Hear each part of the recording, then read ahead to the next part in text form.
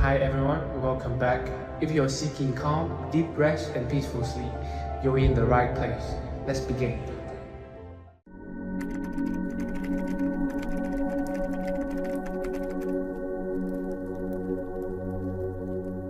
Welcome, friend, to another journey together.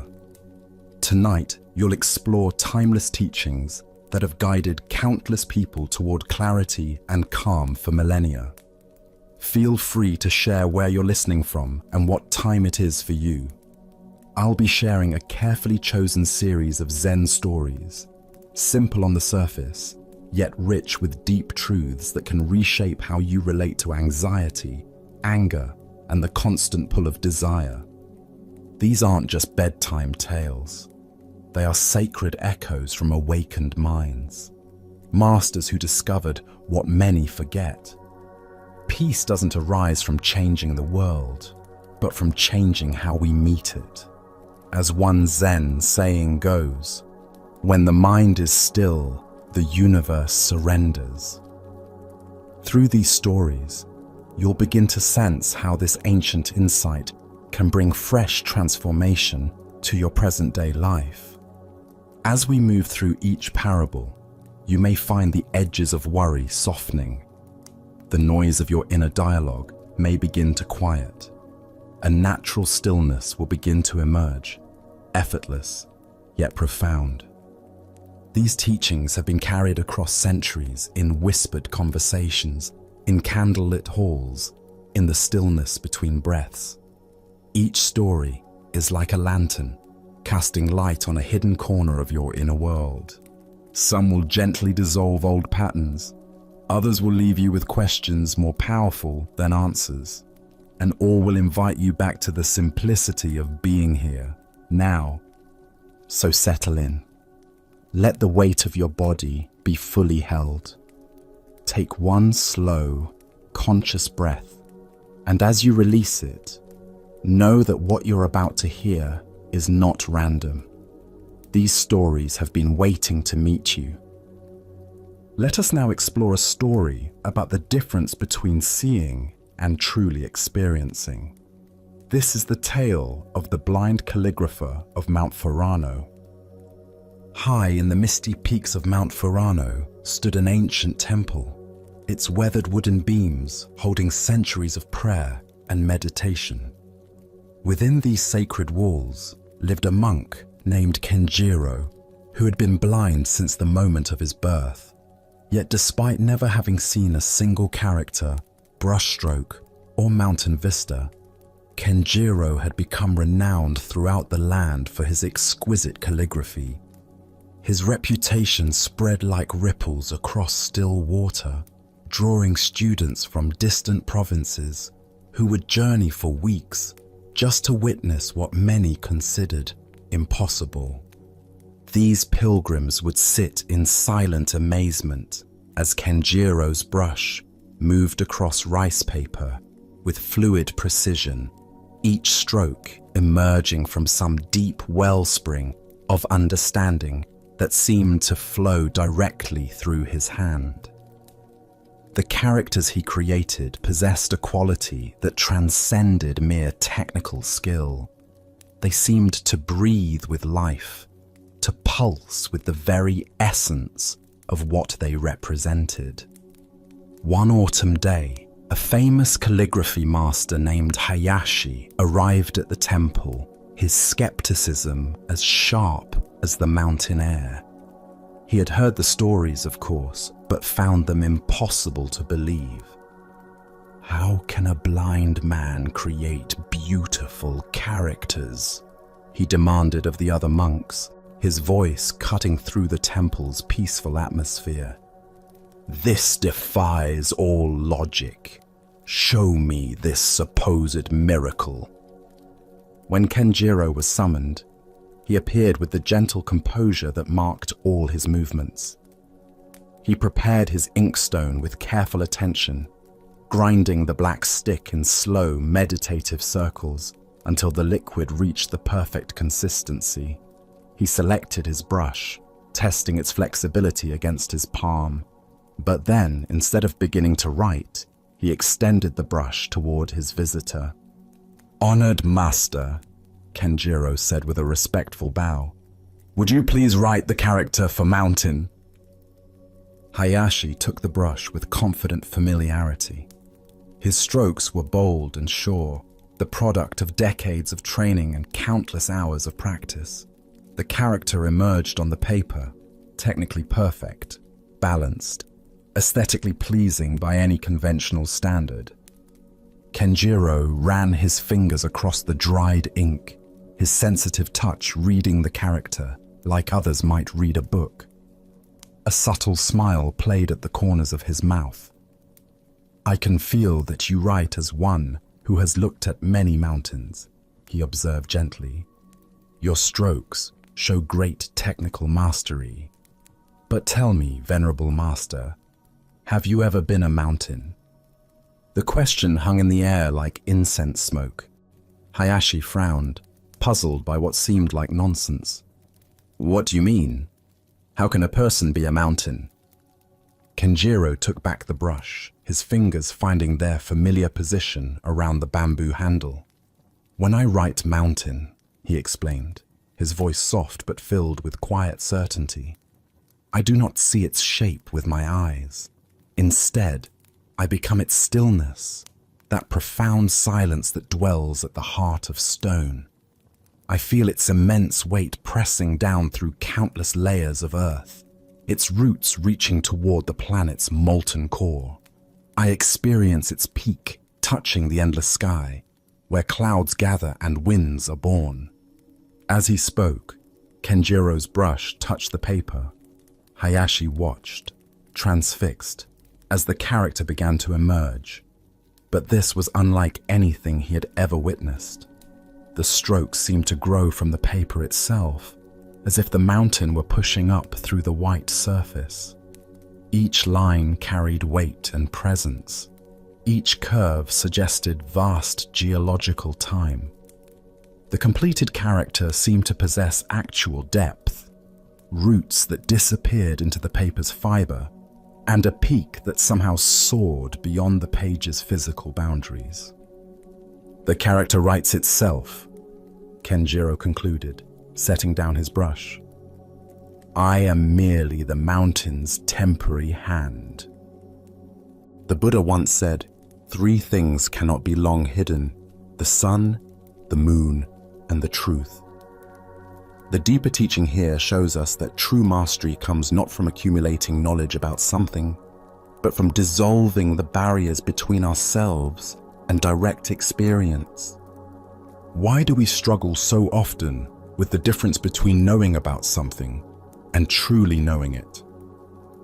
Zen Buddhism reveals that our minds create a fundamental separation between observer and observed, between the one who experiences and what is experienced.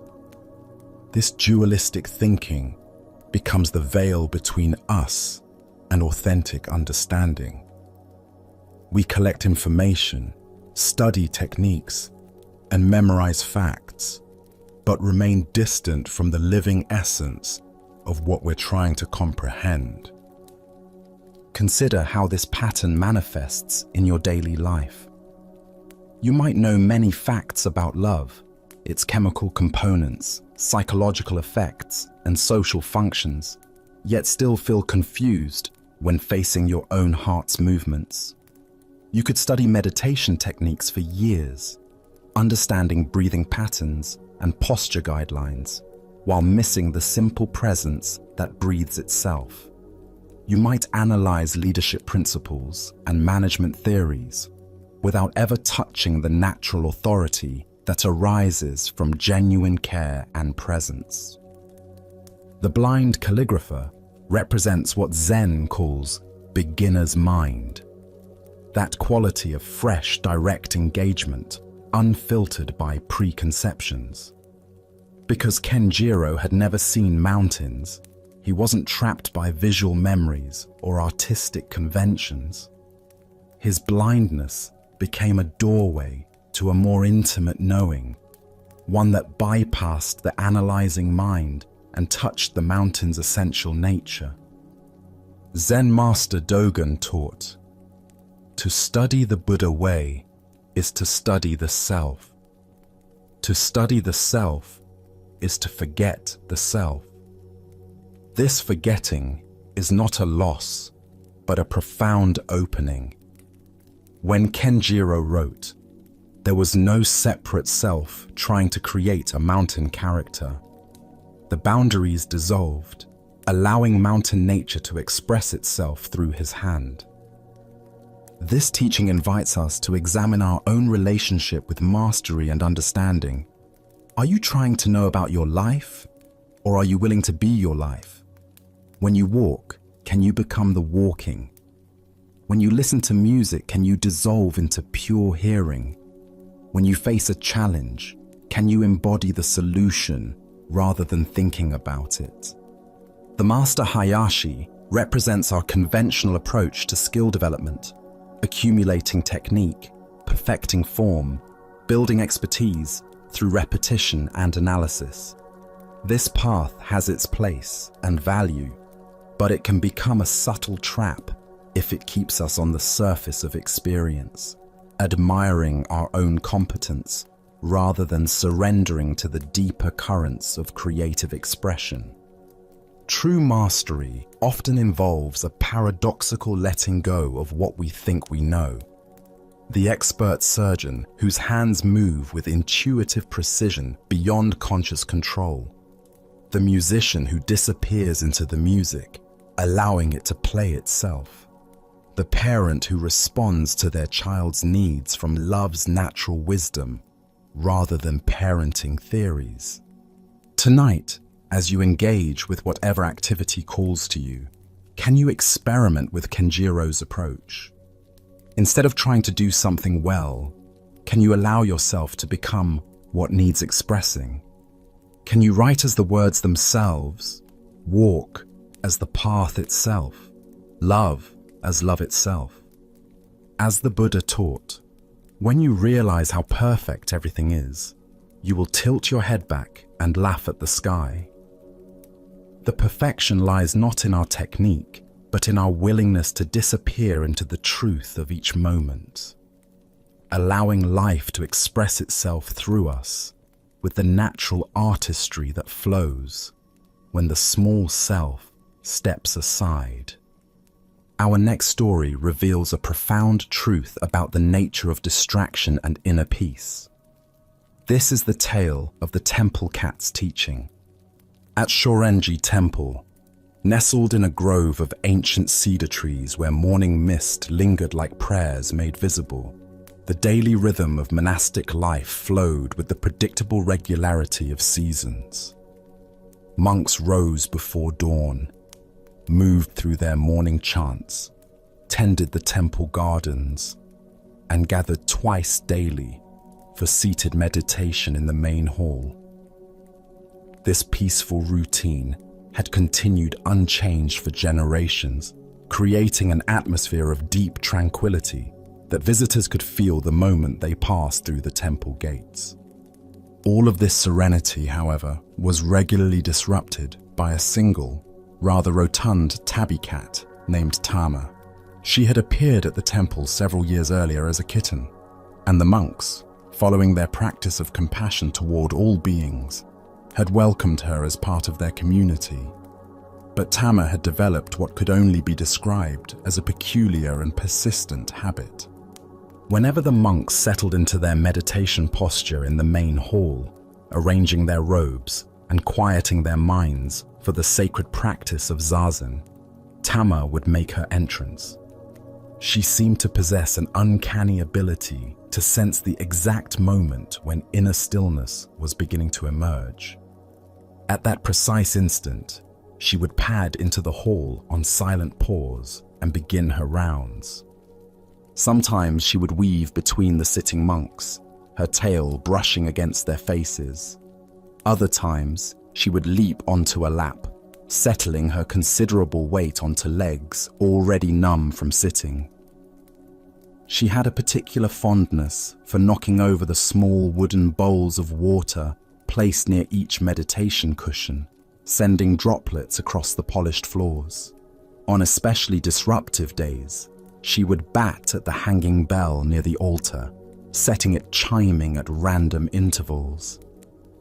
The head monk, Eisen, found his patients wearing thin as each meditation session became an exercise in managing frustration rather than cultivating peace.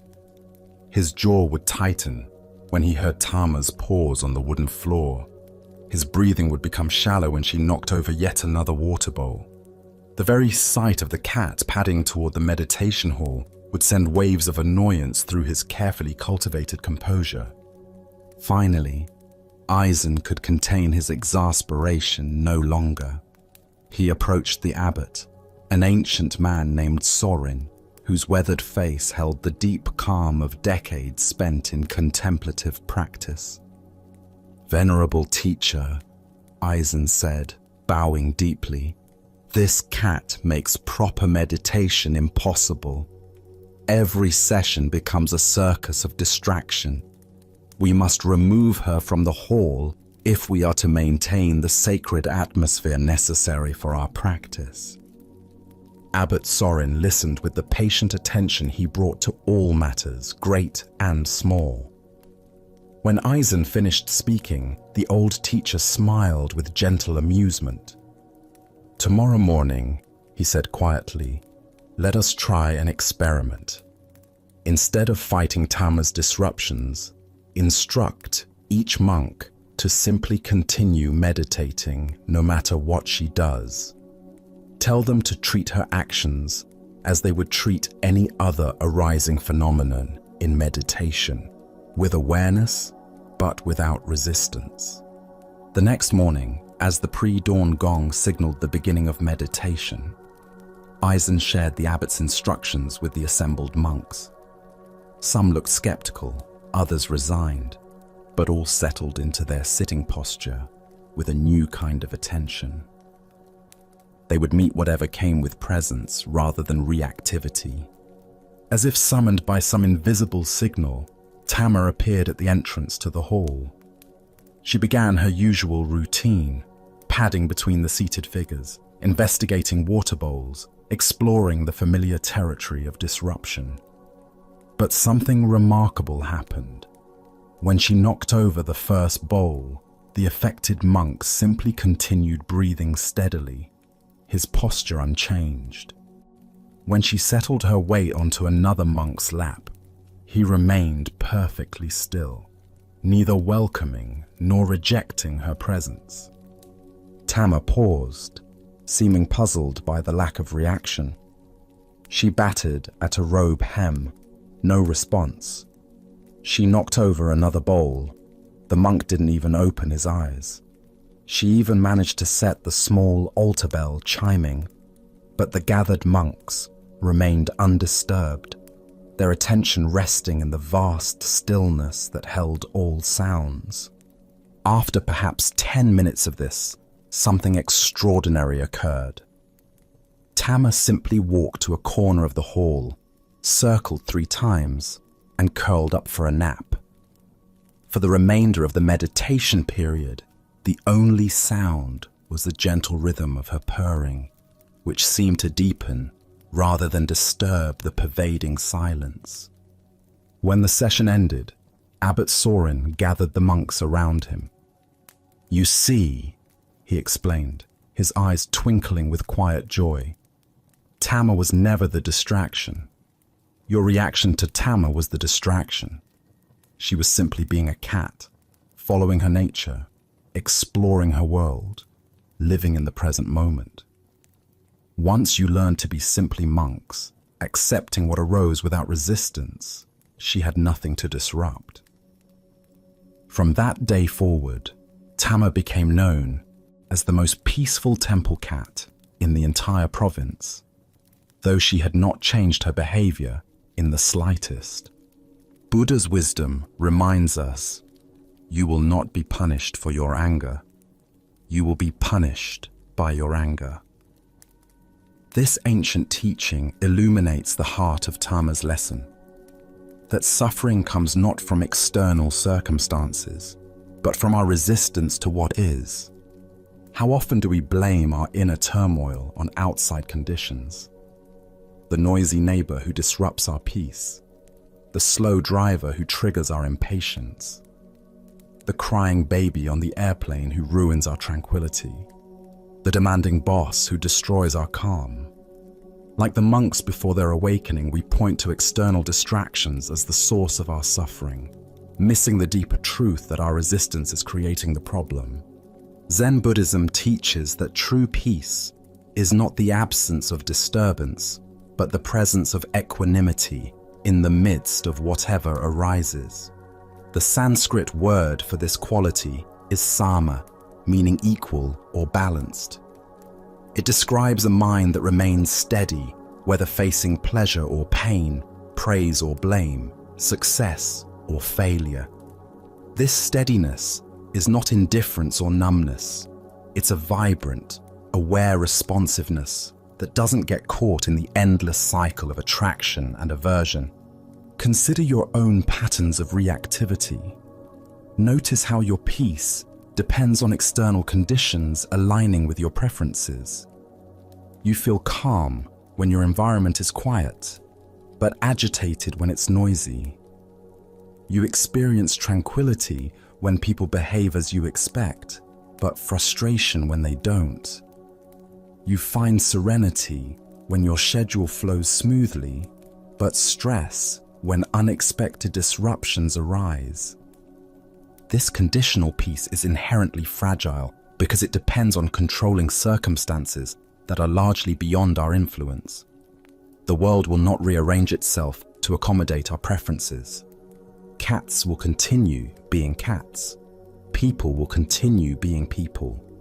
Life will continue presenting us with an endless variety of experiences, many of which will not match our desires for how things should be. The deeper freedom comes from discovering what Zen calls our original nature. That fundamental awareness that remains undisturbed regardless of what appears within it. Just as the sky is not affected by the clouds that pass through it, this essential consciousness is not damaged by the thoughts, emotions, and sensations that arise and dissolve within it. Thich Nhat Hanh taught, thanks to impermanence, everything is possible. The very fact that all experiences are temporary, including our reactions to them, creates the space for a different relationship with difficulty. When we truly understand that this too shall pass, we can meet challenging moments with greater spaciousness. The monks' transformation occurred when they stopped trying to create perfect conditions for peace and instead learned to find peace within imperfect conditions. This shift from controlling to accepting, from resisting to allowing, opens the door to a stability that external circumstances cannot touch. This doesn't mean becoming passive or failing to take appropriate action when needed. If Tama had been genuinely destructive rather than merely disruptive, practical measures would have been warranted. The wisdom lies in distinguishing between situations that require external change and those that call for internal acceptance. Tonight, as you notice the various cats in your life, the small irritations, unexpected disruptions, and minor annoyances that disturb your preferred state of mind, can you experiment with the monk's approach? Instead of immediately trying to fix, avoid, or eliminate what troubles you, can you first observe your own reaction? Can you breathe with whatever arises, neither pushing it away nor clinging to it? As the Buddha taught, peace comes from within. Do not seek it without. The peace we seek is not hiding somewhere else, waiting for conditions to improve. It's available right here, right now, in the midst of whatever Tama happens to be doing in your life today. Let us continue our journey with a story about the transformative power of generosity in the face of apparent impossibility. This is the merchant's impossible delivery in the bustling merchant quarter of a prosperous mountain town, where the sound of coins and conversation filled the air from dawn to dusk, lived a rice trader named Ichiro. He had built his reputation on reliability, always delivering his grain exactly when promised, regardless of weather or difficulty. His word was his bond, and his success depended entirely on this trust that he had cultivated over many years of honest dealing. One early spring morning, Ichiro received an urgent order from a village high in the mountain passes. The message was desperate. Their winter stores had run dangerously low due to an unexpected late frost that had destroyed much of their preserved food. They needed rice immediately, and they were willing to pay premium prices for fast delivery. For Ichiro, this represented not only significant profit, but also the chance to help people in genuine need. He loaded his strongest mules with the finest rice from his warehouse and set out before dawn, determined to reach the village within 2 days. The mountain path was treacherous, but familiar. He had traveled it many times before. What he had not anticipated was the information that reached him from other travelers. The main pass was now controlled by a band of desperate men who had turned to highway robbery as their own villages faced starvation. As Ichiro approached the narrow mountain defile where the bandits reportedly waited, his mind raced through impossible calculations. If he turned back, the rice would indeed spoil before he could find another route. The spring weather was warming, and grain could not survive long in such conditions. The village people would starve, and his reputation would be destroyed. If he attempted to fight, he was one man against several, and he carried no weapons besides a small knife for cutting rope. Desperate and unsure, Ichiro made a decision that surprised even himself.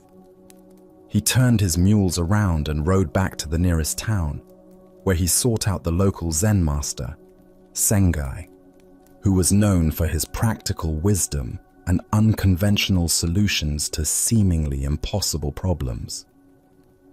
"Master," Ichiro said, bowing deeply before the simple wooden hut where Sengai lived, "I face a situation with no good solution. I have a delivery that must reach a village beyond the mountain pass, but bandits control the road. I cannot go around, as my rice will spoil in this warming weather. I cannot fight them, as I am one man alone. If I fail to deliver, people will starve and my livelihood will be destroyed. What should I do?"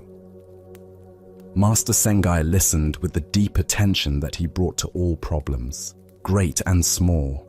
He sat in silence for several long minutes, his weathered hands folded in his lap, his eyes gazing at something beyond the immediate situation. Finally, he looked up with eyes that sparkled with unexpected mischief. "Go to the pass at dawn tomorrow," he said simply. "When you encounter the bandits, bow respectfully and offer them half your rice as a gift for their hungry families." Ichiro felt his heart sink. "But master," he protested, his voice tight with anxiety, "if I give them half my load, I won't have enough rice to fulfill my contract with the village. They've already paid me, and they're depending on the full amount to survive until their next harvest. I'll be ruined financially, and people will still suffer from hunger." Master Sengai's expression remained serene. "Trust me," he said, with the quiet authority of one who had seen beyond the surface of many seemingly impossible situations. Though every practical instinct rebelled against this advice, Ichiro had heard enough stories of Sengai's wisdom to override his logical objections. Reluctantly, carrying a heart heavy with doubt, he returned to his mules and made camp near the pass, spending a sleepless night wrestling with the master's puzzling counsel. At dawn, with the early morning mist still clinging to the mountainsides, Ichiro, approached the narrow defile where the road squeezed between towering rock walls. As expected, 3 rough-looking men emerged from behind boulders, blocking his path. Their clothes were patched and worn, their faces gaunt with hunger, but their eyes held the desperate hardness of people pushed beyond their limits. Before they could issue any demands or threats, Ichiro dismounted from his lead mule and bowed deeply. "Good morning, friends," he said, his voice steady despite his racing heart. "I am bringing rice to the village beyond this pass. Would you accept half of my load as a gift for your families?" The 3 men looked at each other in complete bewilderment. This was clearly not how these encounters typically unfolded. The leader, a man with graying hair and intelligent eyes, despite his fierce appearance, stepped forward suspiciously. "What kind of trick is this?" he demanded, his hand moving instinctively toward the knife at his belt. "Merchants don't offer gifts to bandits. What are you really planning?" "No trick at all," Ichiro replied, meeting the man's eyes with genuine sincerity. "I simply thought that you and your families might be hungry. If you're blocking this road, you probably have good reason." A long silence followed, broken only by the sound of wind moving through the mountain peaks. The 3 men exchanged glances, some unspoken communication passing between them. Finally, the leader's suspicious expression began to soften, replaced by something that looked almost like wonder. "You're either the bravest man I've ever met," he said slowly, "or the most foolish." Then, unexpectedly, he began to laugh, not with mockery, but with genuine amusement, and what sounded remarkably like relief. "Very well, stranger. We'll help you unload half your rice, but I must tell you something that makes this situation rather interesting." As the 4 men worked together to transfer half of Ichiro's cargo to the bandits' simple packs, the leader continued his explanation. "The village you're traveling to, those are our families, our wives, our children, our elderly parents. We've been trying to get food to them for weeks, but we had no money to buy supplies. So he gestured helplessly at their makeshift roadblock. "We became what we never thought we'd become." Understanding dawned on Ichiro like sunrise breaking over the mountains. Not only would he complete his original delivery, but these men would ensure that the rice reached the village safely. When he arrived at his destination, he was paid not only the original contract price by the grateful villagers, but also received an additional payment from the former bandits for reuniting them with their families and helping them find a way home with dignity intact. As the Buddha observed, generosity brings happiness at every stage of its expression. What emerges from this story is a profound teaching about the creative power of giving in situations that seem to demand taking or withholding. Why do we instinctively hoard when facing scarcity? Zen Buddhism points to a fundamental misunderstanding about the nature of abundance and security. Our conditioned mind operates from what psychologists call scarcity thinking, the belief that there is never enough, that we must protect what we have, and that another's gain necessarily means our loss. This mindset creates the very limitations it fears. Consider how this pattern manifests in your daily experience.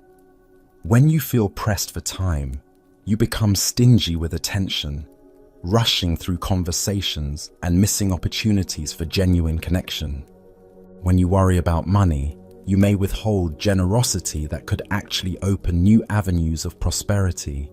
When you fear criticism, you may hold back authentic expression that could invite the very acceptance you crave. The merchant's story reveals what happens when we act from abundance rather than scarcity. even when external circumstances suggest caution. Ichiro's willingness to give away half his rice came not from naive optimism, but from trust in a deeper principle: that genuine generosity creates unexpected connections and reveals hidden possibilities. Zen teacher Suzuki Roshi said, "Each of you is perfect the way you are, and you can use a little improvement." This paradox applies to our resources as well. We always have enough for what truly needs to be done, and we can always find ways to share more than we thought possible. The bandits in this story represent the parts of ourselves and others that resort to taking strategies when giving seems impossible. When we feel desperate for attention, security, recognition, or love, we may become emotional bandits, trying to extract from others what we believe we lack. But like the hungry men blocking the mountain pass, these strategies often separate us from the very thing we're seeking. Notice how the merchant's approach transformed the entire dynamic. By offering what the bandits were preparing to take, he dissolved the artificial barrier between giver and receiver.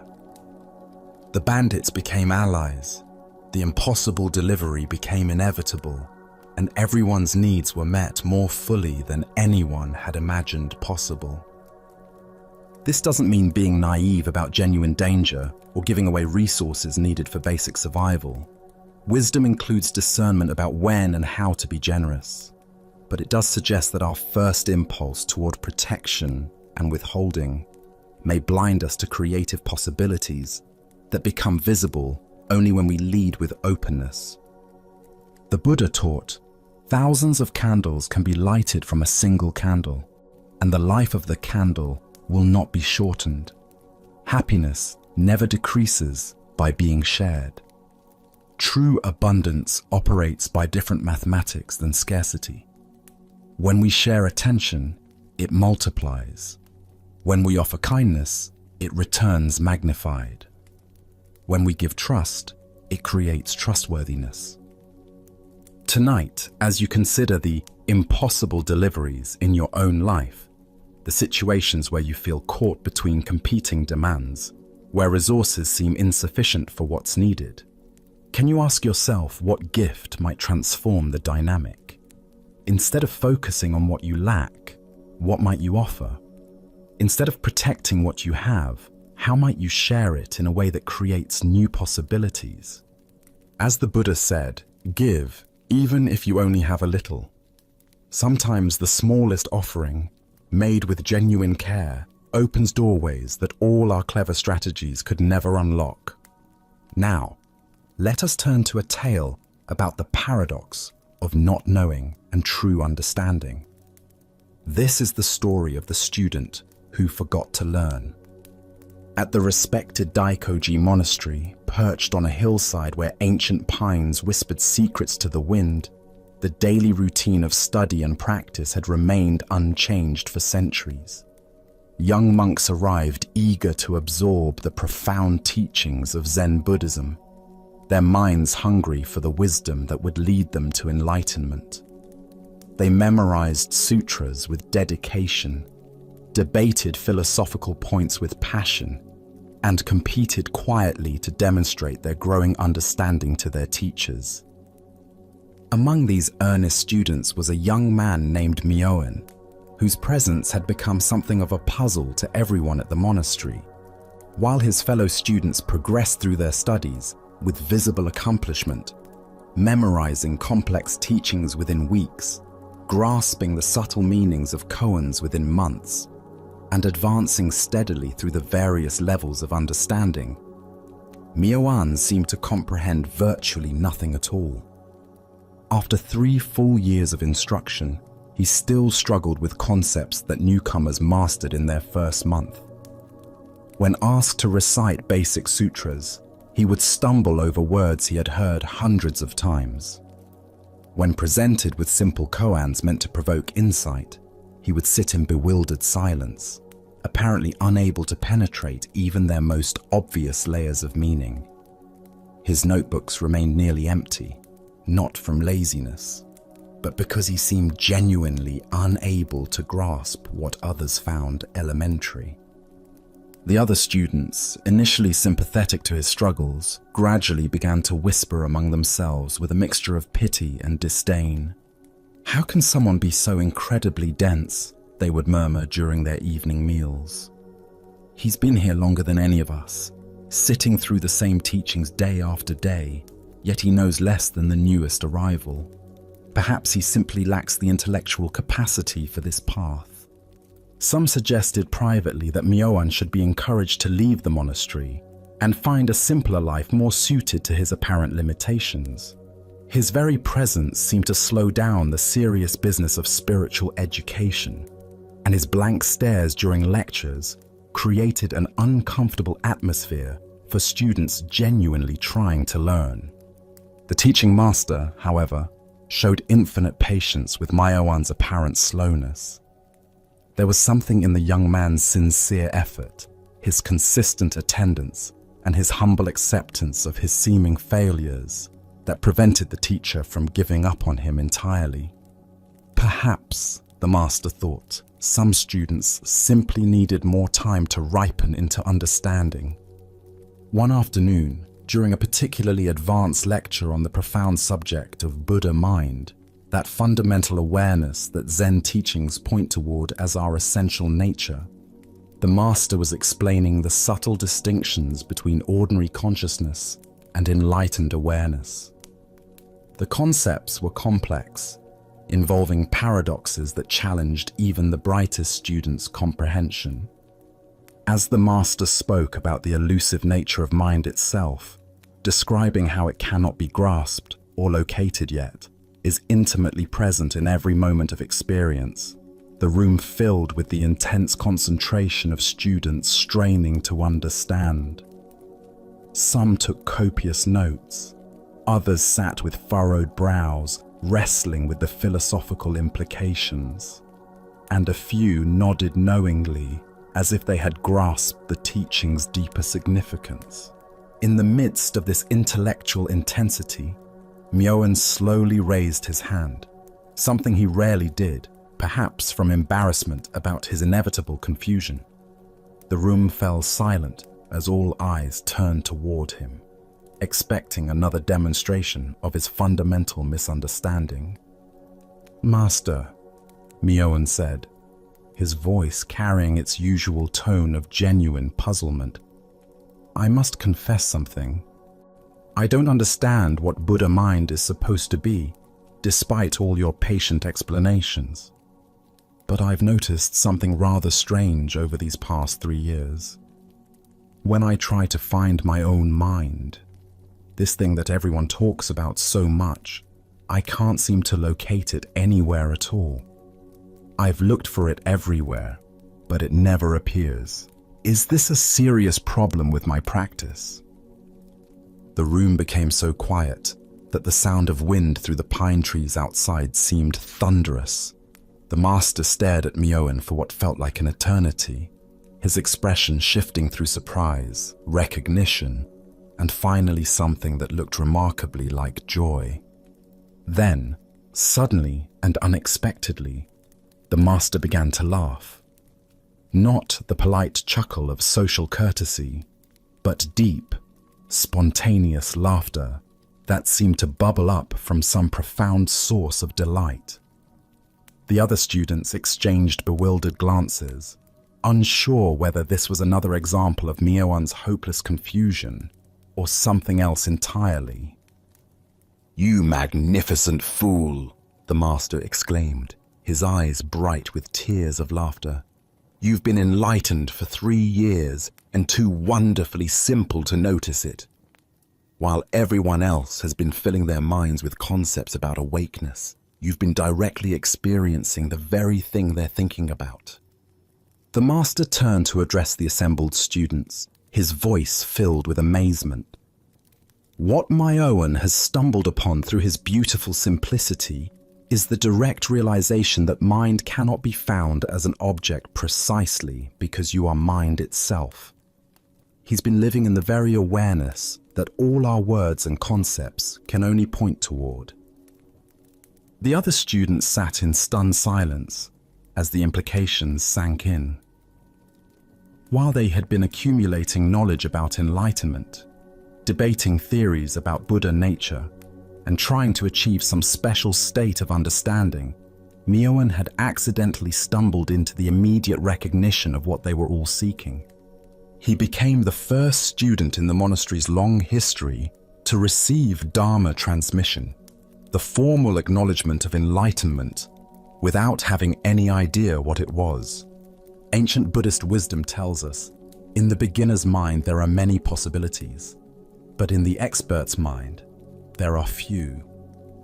Here we discover one of Zen's most profound paradoxes, that not knowing can be a more direct path to truth than accumulating knowledge. Why do we assume that understanding requires filling our minds with information? Our educational conditioning teaches us that ignorance is a problem to be solved through gathering facts, concepts, and theoretical frameworks. While this approach serves us well in many practical areas, it can become a subtle obstacle when applied to the direct recognition of our own essential nature. Consider how this pattern shows up in your spiritual seeking. You might read countless books about meditation without ever settling into simple presence. You could study various philosophies of happiness while missing the contentment available in this ordinary moment. You may analyze relationship advice endlessly while overlooking the love that flows naturally when you stop trying to figure it out. Zen master Huang Po taught, "The foolish reject what they see, not what they think. The wise reject what they think, not what they see." Myoan's foolishness was actually profound wisdom. He trusted his direct experience over conceptual understanding. When he couldn't find his mind despite everyone's theories about it, he reported this honestly rather than pretending to understand something he hadn't actually experienced. The other students represent our usual approach to learning, accumulating information, comparing our progress to others, and trying to achieve something we imagine we lack. This comparative mind inevitably creates suffering because it assumes that enlightenment is something to be gained rather than something already present to be recognized. What made Myoan's realization possible was his complete absence of spiritual ambition. He wasn't trying to become enlightened, demonstrate his understanding, or impress anyone with his insights. His very failure to grasp concepts created a spaciousness where direct experience could emerge naturally. This teaching doesn't advocate for intellectual laziness or dismiss the value of study. Rather, it points to the difference between knowledge that connects us more deeply with reality and knowledge that separates us from it. The former serves awakening. The latter can become a substitute for it.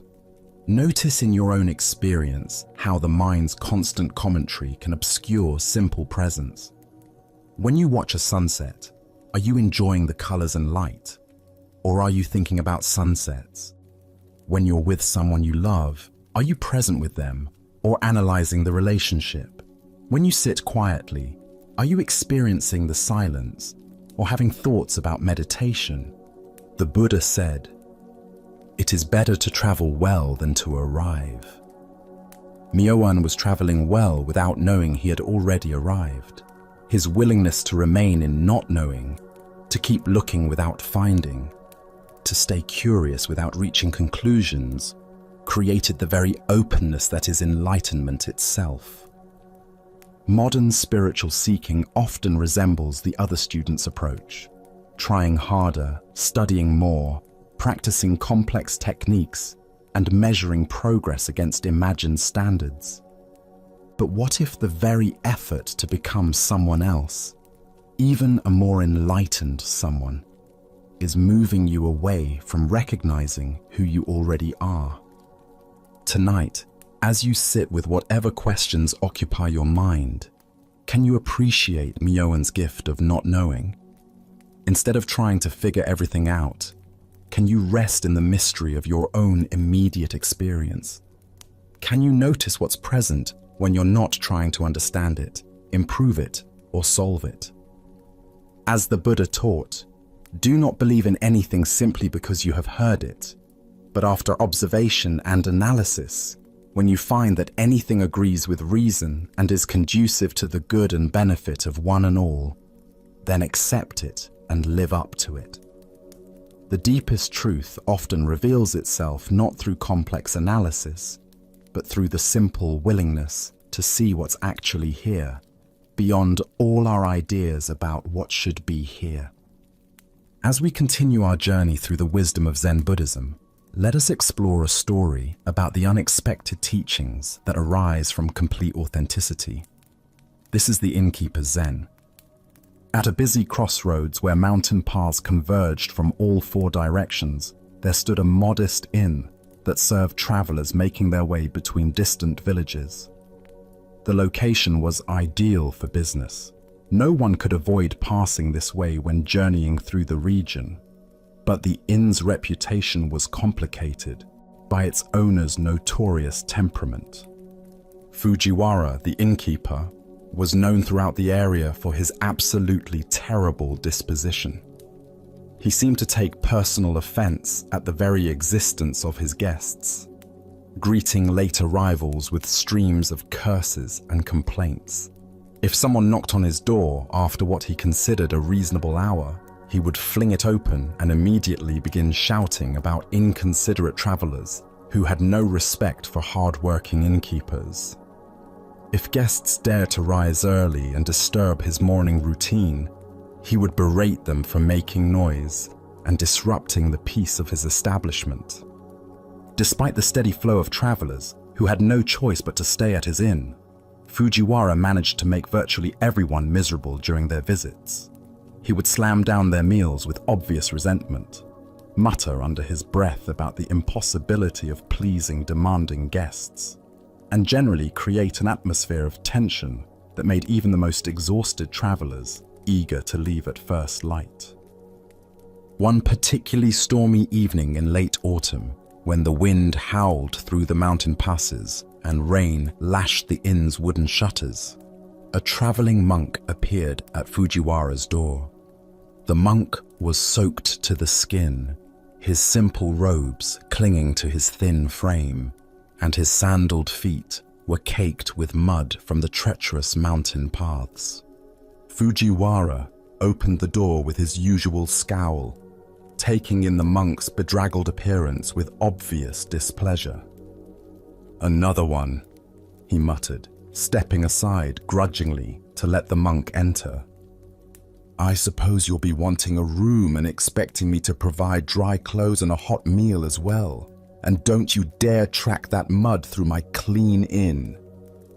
The monk bowed politely, water still dripping from his travel hat. "Thank you for your kindness in providing shelter on such a difficult night," he said with genuine gratitude, which only seemed to irritate Fujiwara further. "Kindness!" Fujiwara snorted. "This is business, not kindness. And don't expect breakfast in the morning. I'm not running a charity for wandering monks." He showed the monk to a small room, continuing his litany of complaints about inconsiderate guests, terrible weather, and the general impossibility of running an inn when people insisted on traveling during storms. Throughout the night, the monk lay on his thin sleeping mat listening to Fujiwara's voice, carrying through the inn's wooden walls. The innkeeper seemed to be having loud, angry conversations with the storm itself, cursing the wind for rattling his shutters, shouting at the rain for driving against his roof, and generally expressing his fury at the weather's complete lack of consideration for his comfort and peace of mind. The next morning, as the storm began to clear and pale sunlight filtered through the clouds, the monk came to settle his bill. Fujiwara was already in a foul mood, having apparently spent a sleepless night battling the elements through sheer force of complaint. I must tell you something before I continue my journey, the monk said, bowing deeply to the surprised innkeeper. You are a remarkable teacher, and I am grateful for the profound lesson you shared with me last night. Fujiwara stared at him in complete bewilderment. Teacher, he scoffed, his voice filled with irritation. I'm an innkeeper, not a teacher. I don't know anything about Buddhism or philosophy or whatever it is you monks study. I just run this inn and try to deal with impossible guests and terrible weather. The monk smiled with the gentle joy of someone who had received an unexpected gift. Last night, as I listened to you shout at the storm, curse at the wind, and rage at the rain, I realized something quite profound. The storm didn't become angry in return. The wind didn't argue back or defend itself. The rain didn't take offense at your complaints or try to justify its behavior. All of these natural forces simply continued being themselves, doing exactly what they do, completely unaffected by your emotional responses to them. The monk paused, allowing his words to settle before continuing. You showed me that anger is just weather passing through the human heart. It doesn't change the essential nature of anything. The storm remained a storm, the wind remained wind, and the rain remained rain, regardless of your feelings about them. And you remained fundamentally yourself, a decent man providing shelter to travelers, even while experiencing and expressing your frustration. Fujiwara frowned, struggling to understand what the monk was suggesting. But I was just angry. I don't like storms. I don't like being kept awake. And I don't like my routine being disrupted. What's remarkable about that? Exactly, the monk replied, his eyes bright with appreciation. Pure, honest anger, without pretense or spiritual philosophy overlaying it. You weren't trying to be wise or enlightened or anything other than exactly what you were feeling in each moment. Very refreshing. Most people try to hide their emotions behind spiritual concepts or social politeness. You simply let your feelings be completely themselves, just as the storm let itself be completely a storm. The monk shouldered his simple traveling pack and prepared to continue his journey. You taught me something I hadn't understood before, that accepting our emotions completely, letting them be exactly what they are without resistance or judgment, might be the first step toward moving beyond their control over us. Thank you for your authentic teaching. After the monk disappeared down the mountain path, Fujiwara stood in his doorway for a long time, pondering this strange encounter. He had never thought of his bad temper as anything other than a character flaw, something that made him unpleasant to be around and probably drove away potential customers. But something remarkable began to happen in the weeks that followed. His anger, oddly enough, began to fade, not because he was trying to suppress it or replace it with artificial kindness, but because he had finally accepted it completely. He discovered that fighting his own temperament had been like shouting at the storm, exhausting and ultimately futile. When he stopped resisting his natural responses, they began to transform themselves. Buddha spoke of this when he said, "What you resist persists. What you accept transforms." The heart of this lesson lies in understanding the difference between experiencing our emotions and being imprisoned by them. Why do we struggle so intensely with our own emotional weather? Zen Buddhism points to our fundamental misunderstanding about the nature of feelings. We believe that emotions define us, that anger makes us angry people, that sadness makes us sad people, that fear makes us fearful people. This identification creates a secondary layer of suffering as we judge ourselves for having human responses to difficult circumstances. Consider how this pattern operates in your daily experience. When irritation arises, you might immediately begin an internal commentary. I shouldn't feel this way.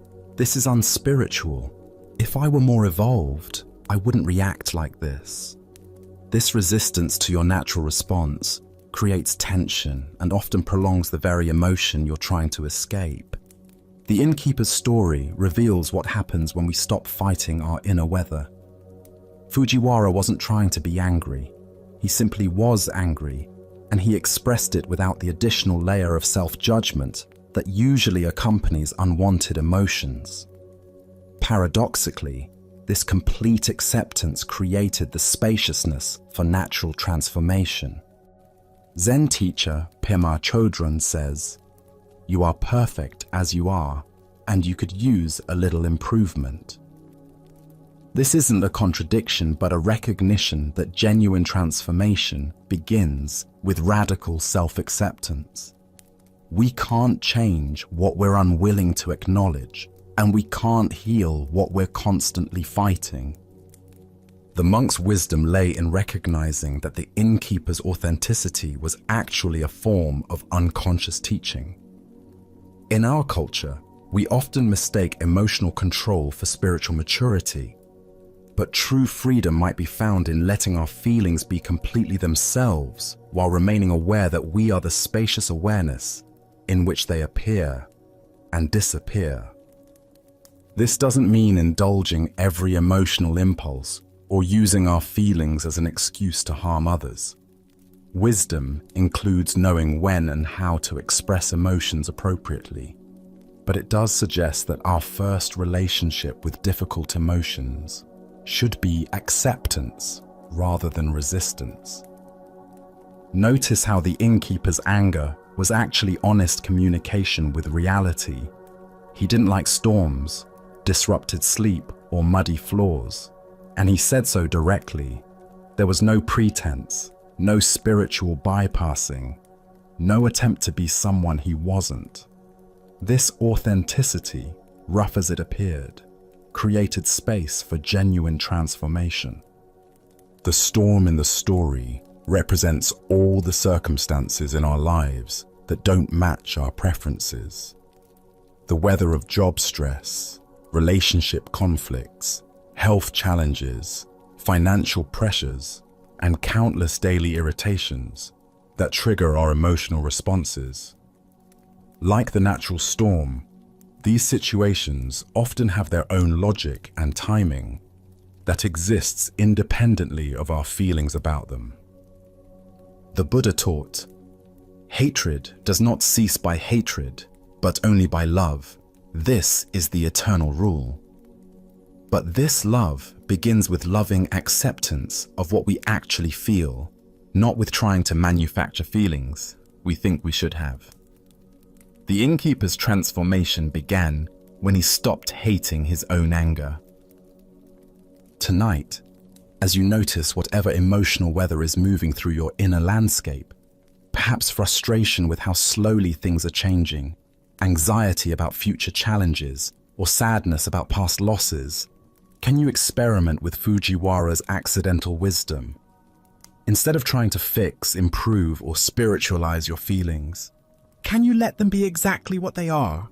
Can you meet your own humanity with the same patience you might show to a storm passing through? As the Buddha said, the way is not in the sky, the way is in the heart. Sometimes the most direct path to peace runs straight through the center of our unpeaceful feelings, not around them. In accepting our inner storms completely, we discover the vast, calm awareness that remains undisturbed by any weather.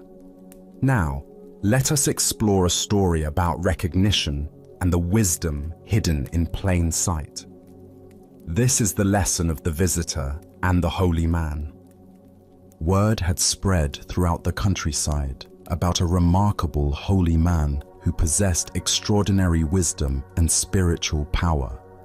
People said he could answer any question, solve any problem, and provide guidance that would transform the most troubled life. He lived, according to these stories, in a simple house high atop a mountain, far from the distractions and corruptions of ordinary village life. A man from the valley below had been struggling with a persistent problem that seemed to have no solution.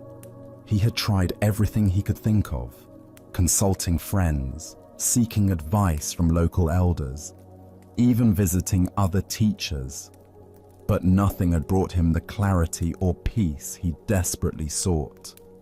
When he heard about the holy man on the mountain, he knew he had to make the journey, no matter how difficult it might be. The path up the mountain was steep and treacherous. The man climbed for hours under the burning sun, his feet growing sore, his breathing labored, his water supply dwindling, but his determination never wavered. He was certain that once he reached the top and met this legendary figure, all his troubles would be resolved through the holy man's superior wisdom and spiritual insight. Finally, after a grueling climb that left him exhausted and dusty, he reached the simple house at the mountain's peak. The structure was modest and weathered, exactly what he had expected for someone who had transcended worldly concerns. He approached the door with a mixture of anticipation and reverence, preparing himself to meet someone who possessed wisdom far beyond that of ordinary people. When he knocked, an elderly servant answered. The man was plain and unremarkable, his clothes simple, his manner humble, his appearance entirely ordinary. He looked like any of a dozen servants the visitor might encounter in his own village. "I would like to see the wise holy man," the visitor said, barely glancing at the servant as he spoke. His eyes were already searching past the old man into the house, eager to catch a glimpse of the extraordinary being he had climbed so far to meet. The servant smiled warmly and gestured for him to enter. "Please, come inside," he said gently, leading the way through the modest dwelling. As they walked through the house, the visitor looked around eagerly, his heart racing with anticipation. He examined every room they passed, searching for signs of the holy man's presence, perhaps special robes, sacred objects, or an aura of otherworldly peace. The servant continued to guide him quietly through the simple rooms, past basic furnishings and ordinary household items. Before the visitor quite realized what was happening, they had walked through the entire house and arrived at the back door. The servant opened it and gestured toward the path that led back down the mountain. The visitor stopped abruptly, confusion and disappointment washing over him. "Wait," he said, turning to face the servant with growing frustration. "I didn't come all this way to be escorted through an empty house. I want to see the holy man. Where is he?" The old servant's smile deepened, and his eyes twinkled with gentle amusement. "You already have seen him," he said quietly. "But, more importantly, I have a teaching for you that will solve whatever problem brought you here today." The visitor stared at him, not understanding. This ordinary old man couldn't possibly be the legendary holy figure he had heard about. Where was the radiant presence, the obvious signs of spiritual attainment, the dramatic wisdom that everyone talked about? "Here is the teaching," the servant continued, his voice soft but carrying absolute conviction.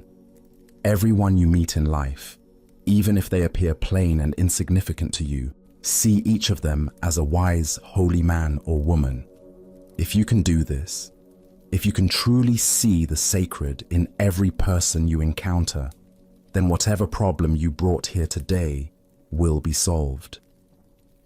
Buddha's wisdom tells us, if you want to know your past, look at your present condition. If you want to know your future, look at your present actions. This tale unveils the profound truth that we find what we're prepared to see, and our capacity for recognition determines what wisdom becomes available to us. Why do we search for the sacred in special places and extraordinary people, while overlooking the wisdom that surrounds us every day? Zen Buddhism points to our conditioning that associates spiritual truth with dramatic appearances, exotic circumstances, and obviously impressive figures. But the deepest teachings often come disguised as the most ordinary encounters. The visitor's problem wasn't really the external difficulty that brought him to the mountain. His deeper problem was his inability to recognize wisdom when it didn't match his preconceptions. He was so focused on finding someone who looked like his idea of a holy man that he almost missed the actual holy man standing right in front of him. Consider your own daily interactions. How often do you dismiss people because they don't seem impressive, educated, or obviously wise?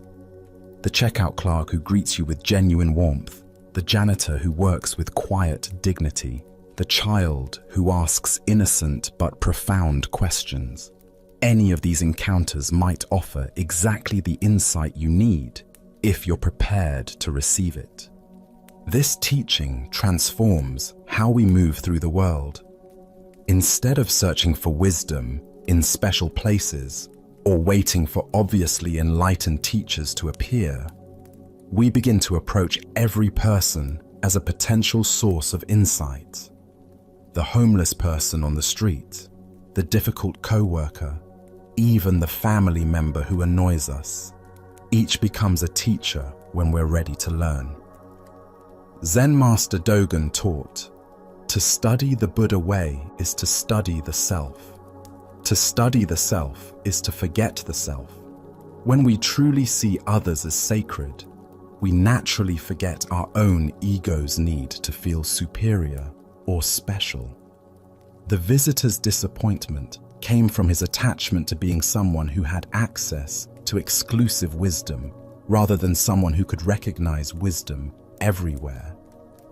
The Buddha said, "Thousands of candles can be lighted from a single candle, and the life of the candle will not be shortened. Happiness never decreases by being shared." Every person carries this same capacity to kindle understanding in others, but only when we approach them with the recognition that they might have something valuable to offer. Look deeply at your current relationships and daily encounters. Where might you be overlooking wisdom because it comes in an ordinary package? What would change in your interactions if you truly treated every person as someone who might be a disguised holy man or woman?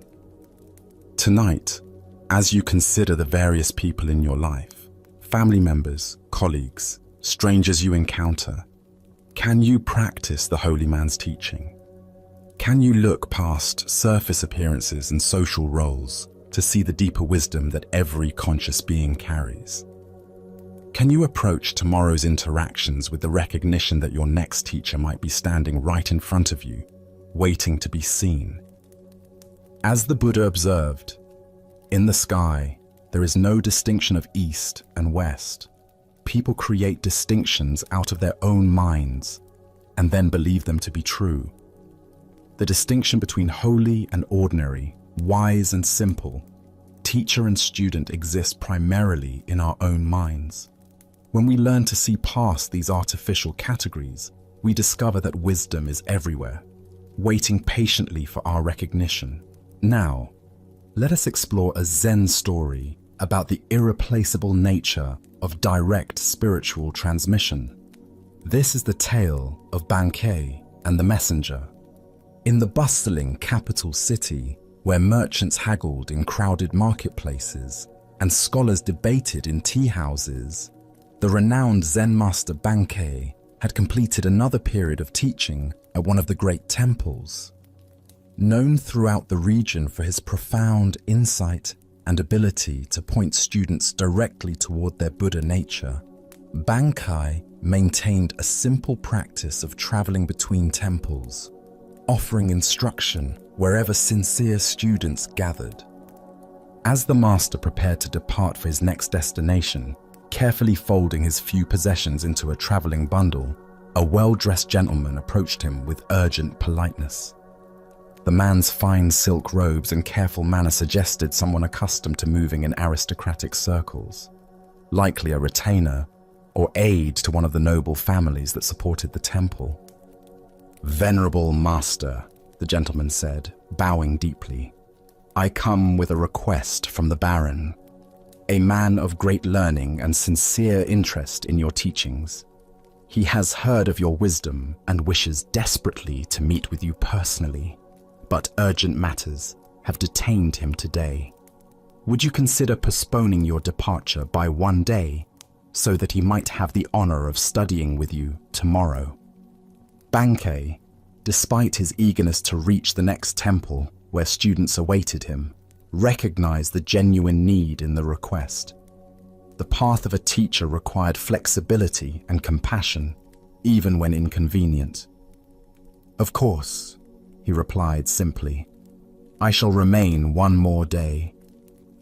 The master unpacked his bundle and settled back into the temple quarters, spending the evening in quiet meditation and preparation for what he anticipated would be a meaningful encounter with a sincere seeker.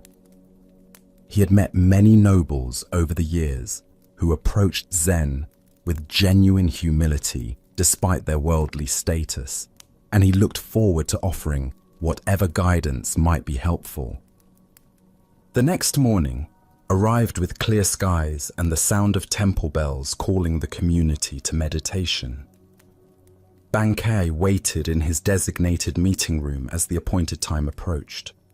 But instead of the Baron himself, the same well-dressed gentleman appeared again, this time with obvious embarrassment written across his features. "Master," the man began, his voice heavy with apology, "I bring regrettable news. The Baron was called away on urgent business that could not be delayed, matters of state that demanded his immediate attention. However, he has not forgotten his desire for your teaching. He has asked me to serve as his representative, to receive your instruction on his behalf, and carry your wisdom back to him faithfully." The gentleman paused, clearly hoping this arrangement would prove acceptable. "The Baron's specific question concerns the nature of mind itself. He wishes to understand what is the true nature of consciousness and how can one realize it directly. If you would share your teaching on this matter, I promise to convey every word exactly as you speak it." Bankei listened to this request with gentle attention, his expression remaining calm and compassionate. When the gentleman finished speaking, the master sat quietly for a moment, as if considering not just the question, but the entire situation, the absent seeker, the well-intentioned messenger, and the profound impossibility of what was being asked. Finally, Bankei spoke with characteristic simplicity and directness. "This matter of Zen is difficult to convey even through direct question and answer, between teacher and student meeting face to face. It becomes all the more difficult, indeed impossible, to transmit through a messenger, no matter how sincere or capable that messenger might be." Having delivered this response, the master said nothing more. He simply sat in silence, embodying the very teaching he had just articulated. The gentleman waited, perhaps expecting elaboration or alternative suggestions, but none came. Eventually, finding himself speechless and somewhat confused, the gentleman bowed politely and withdrew from the temple. The Buddha once said, "Be a lamp unto yourself." This profound truth reveals itself in Bankei's gentle but firm refusal to reduce Zen wisdom to a message that could be carried by proxy. Spiritual awakening cannot be transmitted second-hand because it is not information, but transformation. Why do we often approach spiritual learning as if it were academic knowledge that can be collected and conveyed through intermediaries? Zen Buddhism teaches that awakening is not a concept to be understood, but a reality to be directly experienced. Like the taste of water to someone who is thirsty, it cannot be adequately described. It must be experienced firsthand. The Baron's question about the nature of consciousness reveals our typical approach to spiritual inquiry. We want to understand awareness intellectually, to grasp it conceptually, to possess it as knowledge.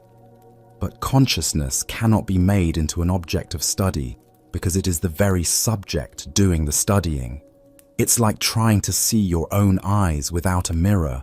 The seeing itself is what you are trying to see. Consider how often throughout your day you might approach spiritual wisdom as information to be collected, rather than truth to be embodied. We read books about meditation instead of meditating. We study descriptions of enlightenment instead of investigating our present experience. We seek answers about the nature of mind instead of directly examining what we call mind right now. Zen Master Dogen taught, to study the Buddha way is to study the self. To study the self is to forget the self. This paradox points to the heart of why spiritual transmission requires direct engagement.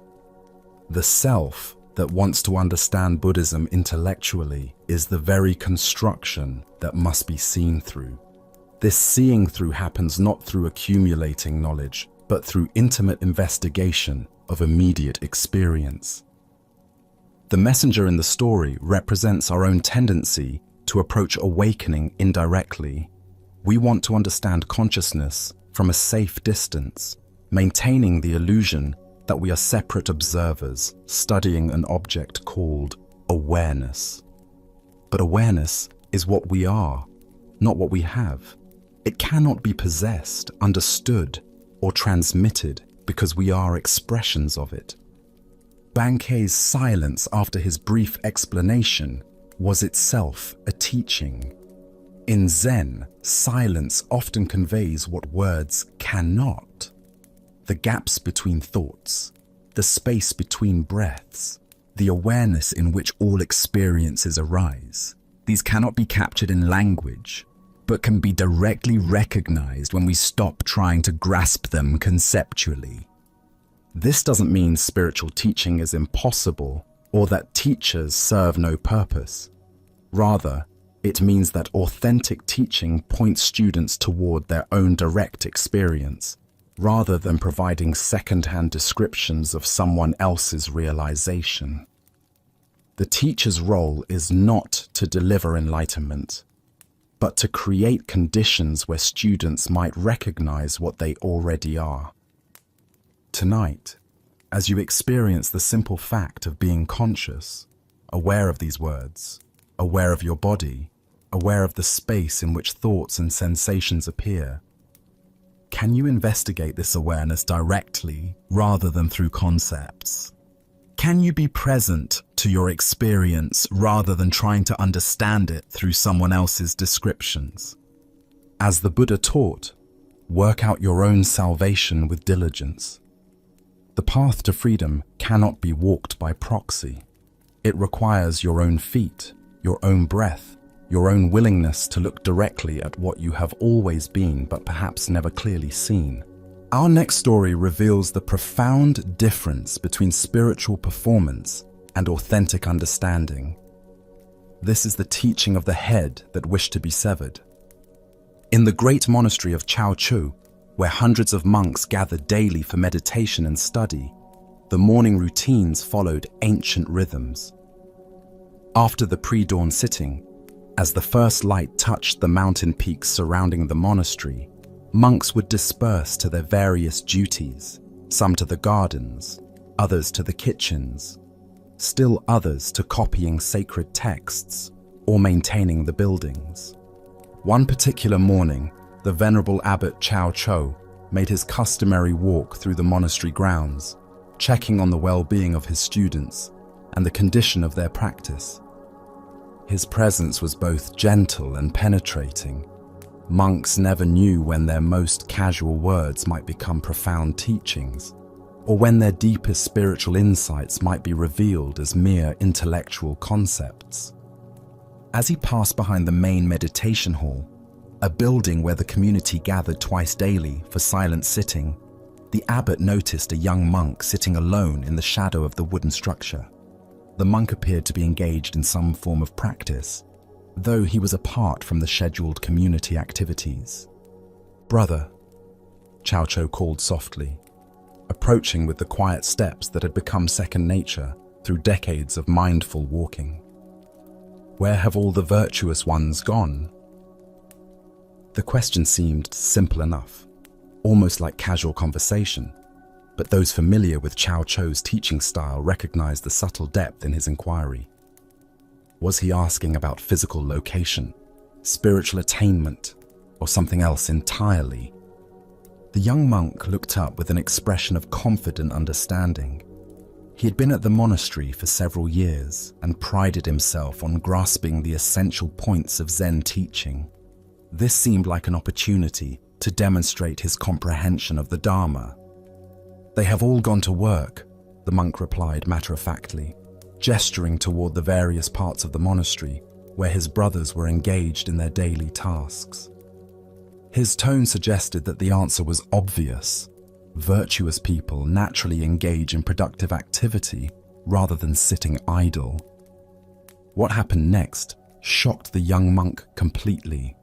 Without warning, Cao Cho reached into the folds of his robe and produced a sharp knife, its blade gleaming in the morning sunlight. But instead of threatening the monk, the abbot did something far more unsettling. With complete calmness, Cao Cho stretched out his own neck, exposing his throat to the blade, and handed the knife to the bewildered young monk. His voice remained gentle and conversational, as if he were making the most reasonable request in the world. "My responsibilities as abbot are many and demanding," he said with apparent sincerity. "I wonder if you could please cut off my head for me. It would be such a help in managing my duties." The young monk's eyes widened in horror. His hands trembled as he stared at the knife now in his possession and the exposed neck of his revered teacher. Everything about the situation contradicted his understanding of proper monastic behavior, spiritual teaching, and basic human decency. Unable to comprehend what was being asked of him or why, unable to see past the literal surface of the abbot's request to any deeper meaning, the terrified monk dropped the knife and ran. His feet carried him far from the meditation hall, far from the incomprehensible scene, his mind reeling with confusion and fear. Cao Cho calmly picked up the fallen knife, tucked it back into his robe, and continued his morning walk with the same peaceful demeanor he had maintained throughout the entire encounter. As the Buddha observed, it is better to travel well than to arrive. What emerges from this story is a teaching about the vast difference between intellectual understanding and genuine realization. Why do we so often mistake conceptual knowledge for authentic wisdom? Zen Buddhism reveals that our thinking mind loves to collect spiritual ideas and organize them into neat categories, creating the illusion of understanding without the transformative experience of direct insight. The young monk's response, "They have all gone to work," represents the kind of dualistic thinking that separates spiritual practice from ordinary activity. His answer implied that virtue lies in doing productive tasks rather than sitting idly, revealing his assumption that awakened activity and rest exist in opposition to each other. But Cao Cho's teaching cuts much deeper than this surface interpretation. By offering his neck to the knife, he was asking a profound question. If the monk truly understood that all the virtuous ones had gone to work, what work was most essential? If responsibility truly mattered, what was the most compassionate response to suffering? Look deeply at your own spiritual assumptions. How often do we divide life into spiritual activities and mundane ones, important work and trivial tasks, sacred moments and ordinary time? This dualistic thinking keeps us from recognizing that every moment offers opportunities for awakened response. The abbot's gesture points toward the heart of Zen understanding. genuine compassion sometimes requires actions that transcend conventional thinking. When someone is truly suffering under the burden of responsibility, attachment, or spiritual seeking itself, what is the most loving response? Sometimes it requires cutting through the very thing that seems most precious: our concepts, our roles, even our sense of separate self. Zen master Linji taught, "If you meet the Buddha on the road, kill the Buddha." This famous saying points to the same radical teaching Cao Cho offered. Any fixed idea about enlightenment, any attachment to spiritual roles or concepts, becomes an obstacle to direct realization. True compassion sometimes requires destroying the very thing we think we're trying to protect. The young monk's terror and flight revealed how completely he missed this deeper level of teaching. He remained trapped in literal interpretation, unable to see past the surface of the abbot's words to their transformative invitation. His spiritual understanding, though articulate, remained purely conceptual. Consider your own relationship to spiritual responsibility and helping others. When someone asks for help with their suffering, do we offer concepts and advice, or do we respond from a deeper place of understanding? Are we willing to sacrifice our comfortable spiritual positions to meet others exactly where they are? This ancient wisdom illuminates the difference between talking about virtue and embodying it. The monk could identify where virtuous people go and what they do, but when faced with an opportunity for radical compassion, he fled. His knowledge remained divorced from spontaneous, awakened action. In Zen practice, we cultivate what's called great doubt, a willingness to question even our most cherished spiritual understandings. This doubt isn't cynicism, but openness to discoveries that transcend our current conceptual frameworks. Are we prepared to have our spiritual certainties challenged, even destroyed, if it serves awakening? Tonight, as you encounter opportunities to help others with their burdens, can you sense the difference between offering what you think they need and responding from genuine understanding? Can you feel how true compassion sometimes requires cutting through your own comfortable assumptions about what constitutes appropriate spiritual behavior? Buddha spoke of this when he said, "In caring for others, you care for yourself. In caring for yourself, you care for others." The abbot's offer to sacrifice his own head points toward this non-dual understanding. When we truly see interconnection, the boundaries between self and other, helper and helped, begin to dissolve into spontaneous, compassionate action.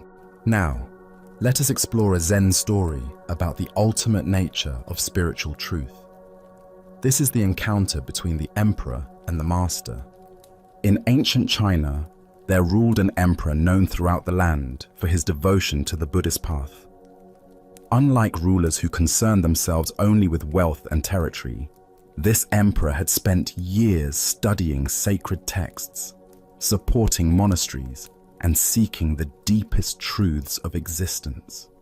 His palace library contained thousands of scrolls, and he had invited many learned monks to share their wisdom. When word reached him of a great Zen master whose understanding transcended conventional knowledge, the emperor immediately sent an invitation.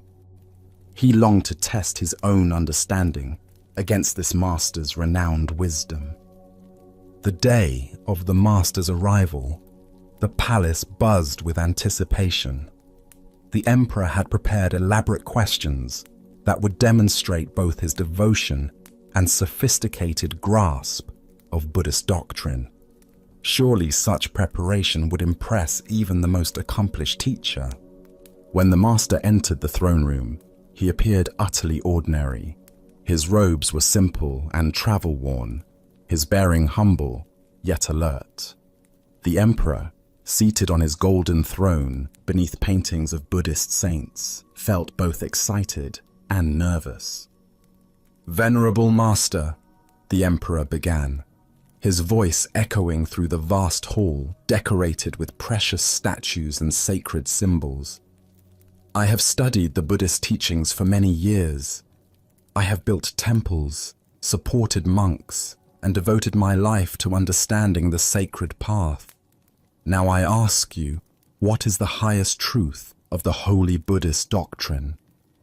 The emperor leaned forward expectantly, anticipating a profound discourse that would confirm his years of study. Perhaps the master would elaborate on the Four Noble Truths or reveal some secret teaching passed down through generations. Instead, the master looked directly into the emperor's eyes with a gaze that seemed to see through all pretense. His response came quietly: "Vast emptiness, and not a trace of holiness." Silence filled the throne room. The emperor blinked, certain he had misheard. Where was the elaborate explanation of Buddhist cosmology? Where were the references to sacred texts and divine principles? "If there is no holiness," the emperor asked, his voice betraying confusion and dismay, "then who or what are you? If there is no sacred truth to attain, what makes you a master?" The emperor's questions carried the weight of years spent accumulating spiritual knowledge and religious merit. He had built his identity around being a devout Buddhist ruler, and this master's words seemed to dissolve the foundation of that carefully constructed self-image. The master's response came with the same quiet directness: "I do not know." With these three simple words, the master had stripped away every concept, every identity, every claim to understanding that the emperor had accumulated. The master departed as simply as he had arrived, leaving the emperor in contemplative silence. As the Buddha observed, "Those who think they know, don't know. Those who know they don't know, know." This paradoxical teaching points to the heart of Zen understanding. True wisdom begins not with accumulating knowledge, but with recognizing the limitations of conceptual thinking itself. The deeper teaching here shows us that spiritual seeking often becomes another form of grasping. We collect teachings and insights like precious jewels, believing enlightenment lies in acquiring enough sacred knowledge. But ultimate truth cannot be possessed or described in conventional terms. The master's declaration of vast emptiness points to shunyata, often translated as emptiness. This doesn't mean nothing exists, but that nothing exists in the solid, independent way our thoughts assume. Every phenomenon arises interdependently without fixed essence. This emptiness is not a concept to understand, but a reality to embody. When the master says there is not a trace of holiness, he's not denying spiritual experience, but pointing to truth that transcends dualistic thinking, separating sacred from ordinary. The very search for holiness implies our present experience lacks something essential when completeness is already here.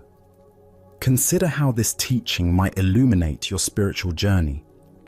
Have you noticed how the mind tries to turn insights into possessions? We have powerful experiences and want to understand, categorize, and repeat them. Yet each time we grasp, we move away from the simple presence that made them possible.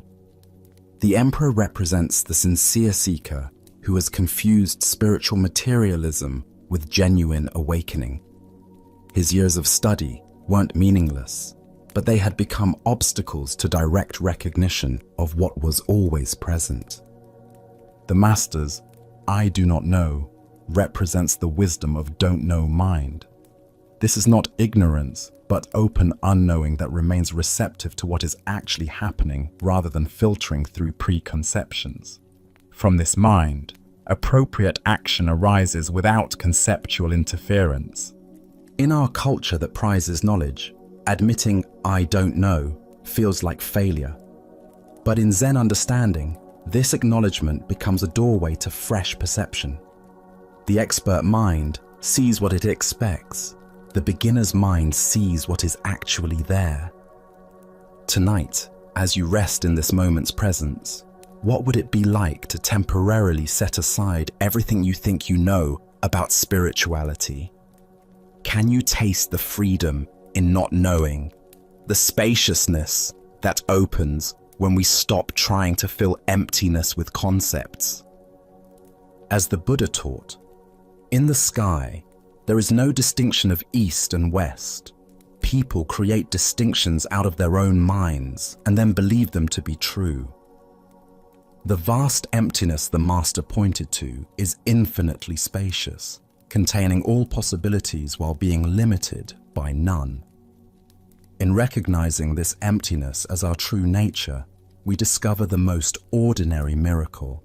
This moment, exactly as it is, lacking nothing. Now let us explore a story about the power of belief and the destiny we create through faith itself. This is the tale of the general and the coin that revealed truth. A Japanese general faced an impossible situation. His army was greatly outnumbered by enemy forces. The terrain favored his opponents, and by every conventional measure of military strategy, the coming battle should result in devastating defeat. Yet something deep within him remained convinced that victory was possible. Perhaps it was intuition, perhaps it was desperate hope, but he felt certain that his cause was just, and his troops, though fewer in number, possessed a fighting spirit that could overcome the odds. The problem was his soldiers. They could count as well as he could, and they had eyes to see the massive force arrayed against them. Fear rippled through their ranks like a contagion. Doubt clouded their faces. Whispered conversations filled with pessimism spread through the camp, and the general could sense that their morale was crumbling before the battle had even begun. He knew that an army convinced of its own defeat would indeed be defeated, regardless of any other factors. Technical skill, superior weapons, even numerical advantage means nothing when soldiers have already surrendered in their hearts. But an army that truly believed in its victory could accomplish seemingly impossible things through the sheer force of that conviction. On the morning of the battle, as they marched toward their destiny, the general led his troops to a small religious shrine that stood beside the road. This was a place where countless warriors had stopped over the centuries to pray before facing uncertain fate. The general gathered his men around him and led them in earnest prayer, asking for divine blessing and protection in the coming fight. When the prayers were finished, the general reached into his pocket and withdrew a simple coin. He held it high so that every soldier could see it clearly. "My brothers," he called out, his voice carrying across the assembled ranks. "We have prayed, and now we will let heaven itself reveal our destiny. I will toss this coin into the air. If it lands heads, we are fated to win this battle. If it lands tails, we are destined to lose. Let us discover what the gods have decided for us." The soldiers pressed closer, their breathing shallow with anticipation.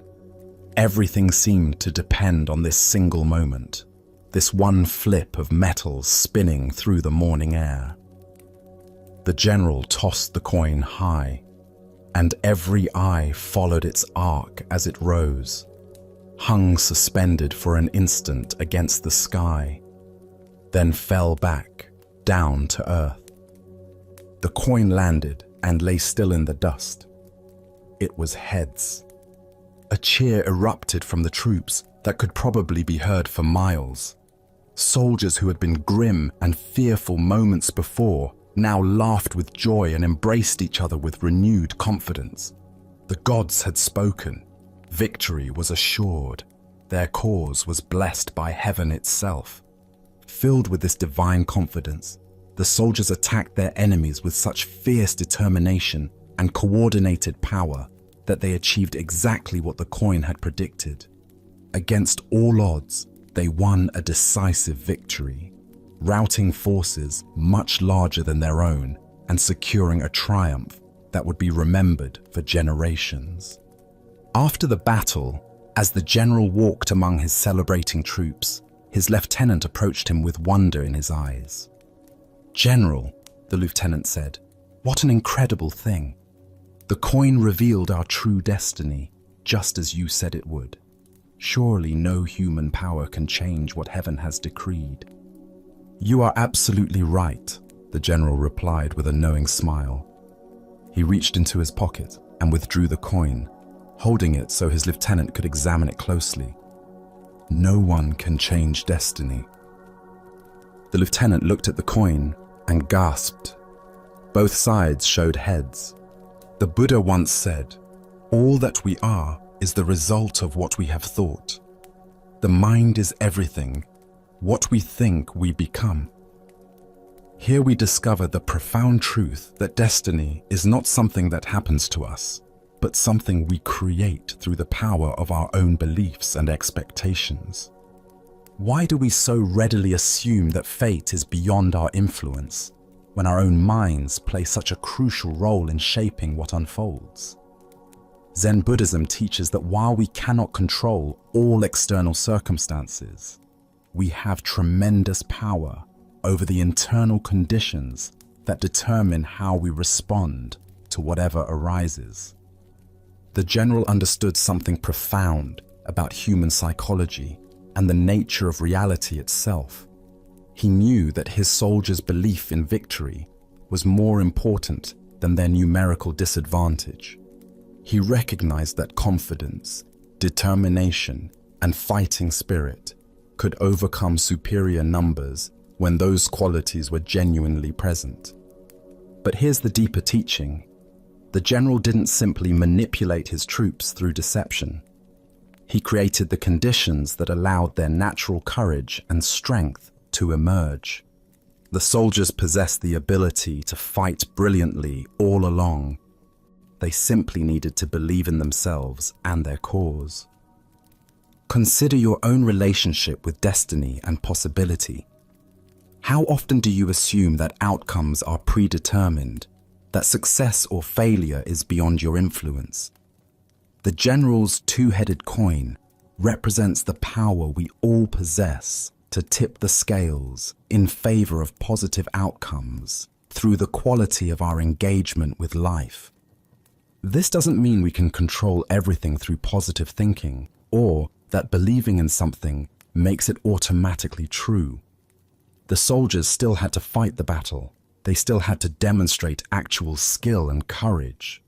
But their belief in victory created the psychological conditions that allowed their best qualities to manifest. In Zen practice, we learn to work skillfully with both effort and surrender, both intention and acceptance.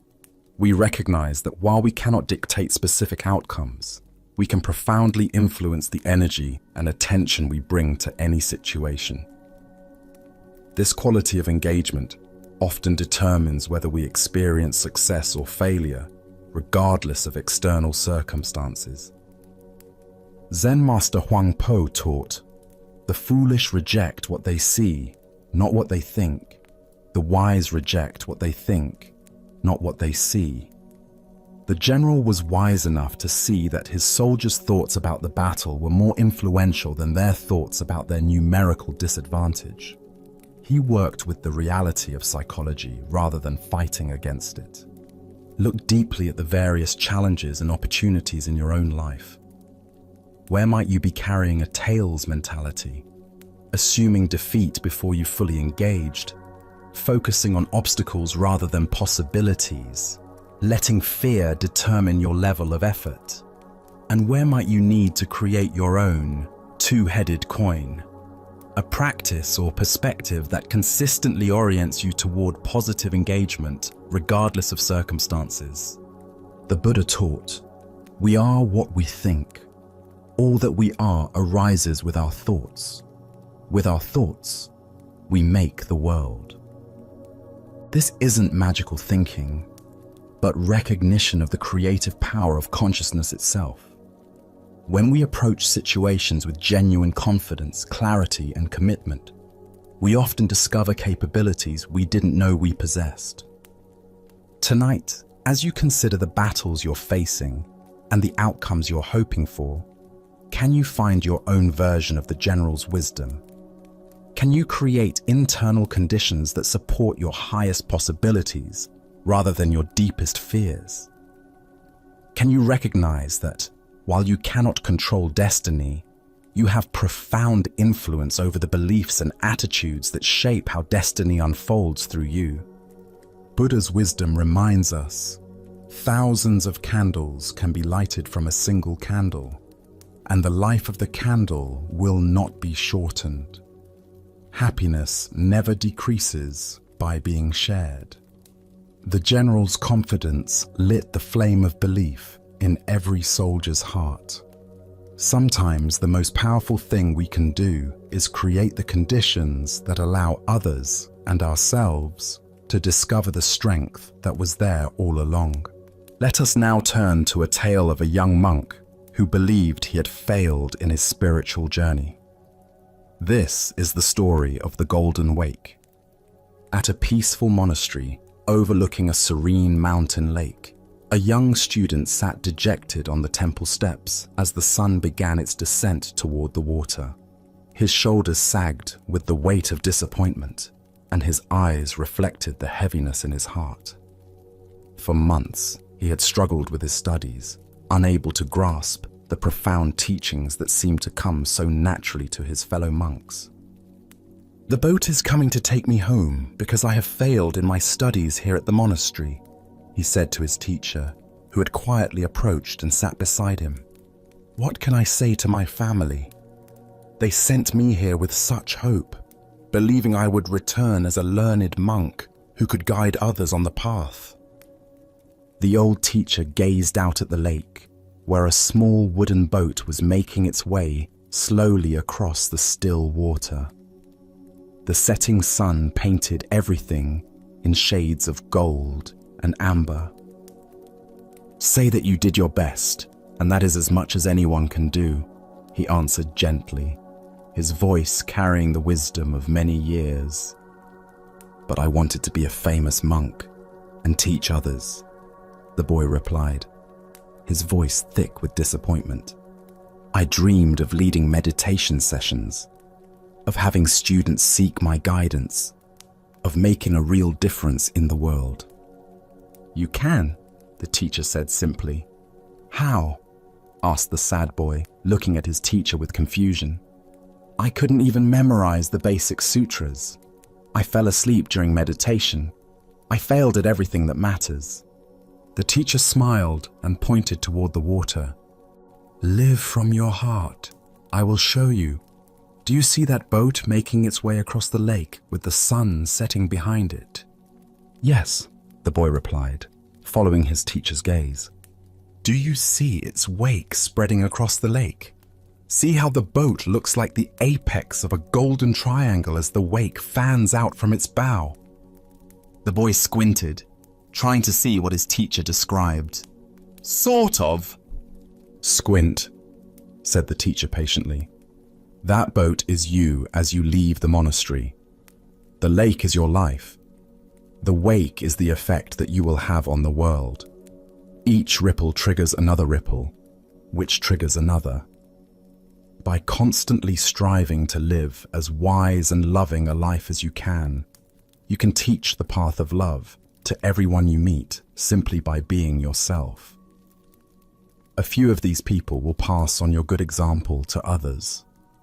Thus, the expanding golden wake of good works begets other good works.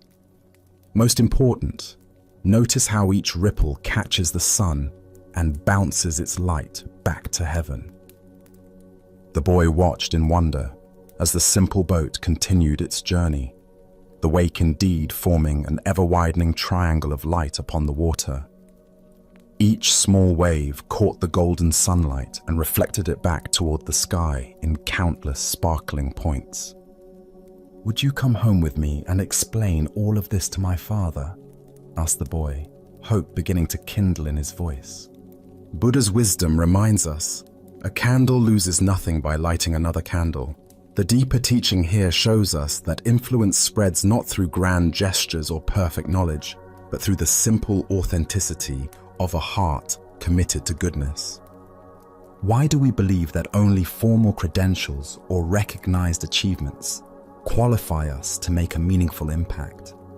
Zen Buddhism points to our attachment to external validation and our misunderstanding of how wisdom actually transmits from person to person. We imagine that teaching requires a podium, a title, or a certificate, when in reality, the most profound lessons are shared through the quality of our presence and the integrity of our actions. Consider how often throughout your day you encounter people who touch your life not through their expertise, but through their kindness, their patience, or their simple human warmth. The grocery store clerk who greets you with genuine care, the stranger who offers directions with a smile, the friend who listens without judgment. These people create ripples that extend far beyond their awareness. In Zen practice, we cultivate what might be called unconscious teaching. This is the natural transmission that occurs when we align our actions with our deepest values. Like the boat on the lake, we may not see our wake, but it spreads inevitably behind us, touching shores we never knew existed. The Buddha said, "Thousands of candles can be lighted from a single candle, and the life of the candle will not be shortened." Happiness never decreases by being shared. Each moment of authentic living becomes a teaching. Each act of compassion creates ripples. Each choice to respond with wisdom rather than reactivity sends light back toward heaven. Tonight, as you reflect on your own journey, can you see the golden wake you're already creating? Perhaps it's in the patience you show a difficult family member, the encouragement you offer a struggling colleague, or the simple presence you bring to everyday encounters. The light you reflect may be illuminating paths you've never imagined. Let us continue on our journey with a teaching about the dangerous gap between conceptual understanding and lived experience. This is the story of the one-eyed monk and the silent debate. In ancient China, when traveling monks wandered from monastery to monastery seeking teachings and testing their understanding, a particular custom had developed among Zen communities. Before a wandering monk could receive lodging for the night, he had to engage in what was called Dharma combat, with either the abbot or a designated representative. This wasn't physical fighting, but a contest of spiritual wit and understanding, where profound questions and paradoxical answers revealed the depth of each participant's realization. At one renowned monastery nestled in bamboo forests, a travel-worn monk arrived as evening shadows began to lengthen across the courtyards. His robes were dusty from mountain paths, his straw sandals worn thin, but his eyes carried the alert brightness of someone genuinely seeking deeper understanding. The abbot, busy with evening duties, assigned his personal attendant to conduct the traditional Dharma encounter. This attendant had served the monastery faithfully for many years, though he possessed what others might consider a disadvantage. He had lost one eye in an accident during his youth. Despite this physical limitation, or perhaps because of the clarity it had brought to his inner vision, he had developed profound insight into the Buddha's teachings. When the two monks met in the monastery's formal reception hall, the traveling monk proposed something unusual. "Let us engage in silent debate," he suggested, gesturing with his hands to indicate they would communicate through gestures alone rather than words. Sometimes the deepest truths transcend language altogether. The attendant nodded agreement, and they began their wordless exchange. The wayfarer raised one finger toward the ceiling, holding it steady with an expression of calm confidence. Without hesitation, the attendant responded by raising two fingers. The traveling monk, seeming pleased by this response, then raised 3 fingers. At this, the attendant surprised him by making a tight fist and holding it firmly in the space between them. The traveling monk's confident expression faltered. For a moment, he stared at the clenched fist, his face showing confusion and something approaching alarm. Then, without attempting any further gestures, he bowed quickly and left the hall. Soon afterward, he found the abbot and spoke with obvious respect and disappointment. "Venerable sir, your representative is far too advanced for me. I must continue my journey rather than presume to stay in your monastery tonight." The abbot raised his eyebrows with interest. "Please, tell me what transpired in your exchange." "Well," the traveler explained earnestly, "I began by holding up one finger to symbolize the Buddha, the awakened one who showed us the path to enlightenment. But your monk immediately responded with 2 fingers, indicating the Buddha and the Dharma, both the teacher and the teachings he offered. So I raised 3 fingers to represent the complete triple gem: the Buddha, the Dharma, and the Sangha, the community of practitioners. But then he held up a clenched fist to show that all 3 are actually one unified reality. His understanding is clearly beyond mine, so I must seek instruction elsewhere before I could be worthy of staying here." The abbot listened to this interpretation with growing surprise, for he knew his attendant's character well. As the traveling monk departed into the gathering dusk, the attendant himself appeared, visibly agitated and breathing hard from running. "Where is that insolent rascal?"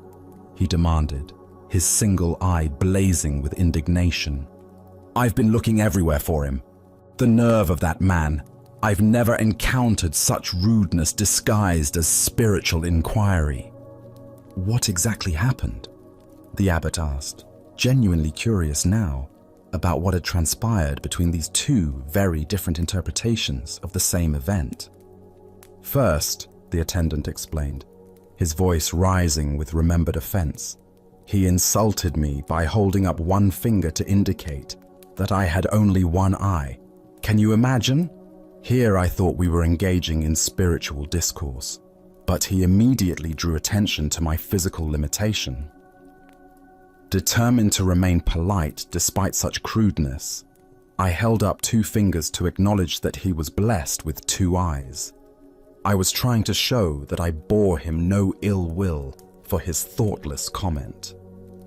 The attendant paused to catch his breath, his agitation increasing as he continued. But the scoundrel wasn't satisfied with that insult. Next, he held up 3 fingers to rub it in further, indicating that between the 2 of us, there were only 3 eyes total. He was deliberately emphasizing our difference, making sure I couldn't forget my disability. That's when I'd had enough. I made a fist because I was about to hit him for his persistent rudeness. But the coward saw what was coming and ran off before I could teach him proper manners. The abbot stood in stunned silence, contemplating this remarkable demonstration of how 2 people could participate in identical events while inhabiting completely different realities. The Buddha taught, "We see the world not as it is, but as we are." This profound truth reveals itself in the complete misunderstanding between our two monks, each of whom experienced the exact same gestures while living in entirely different interpretations of reality.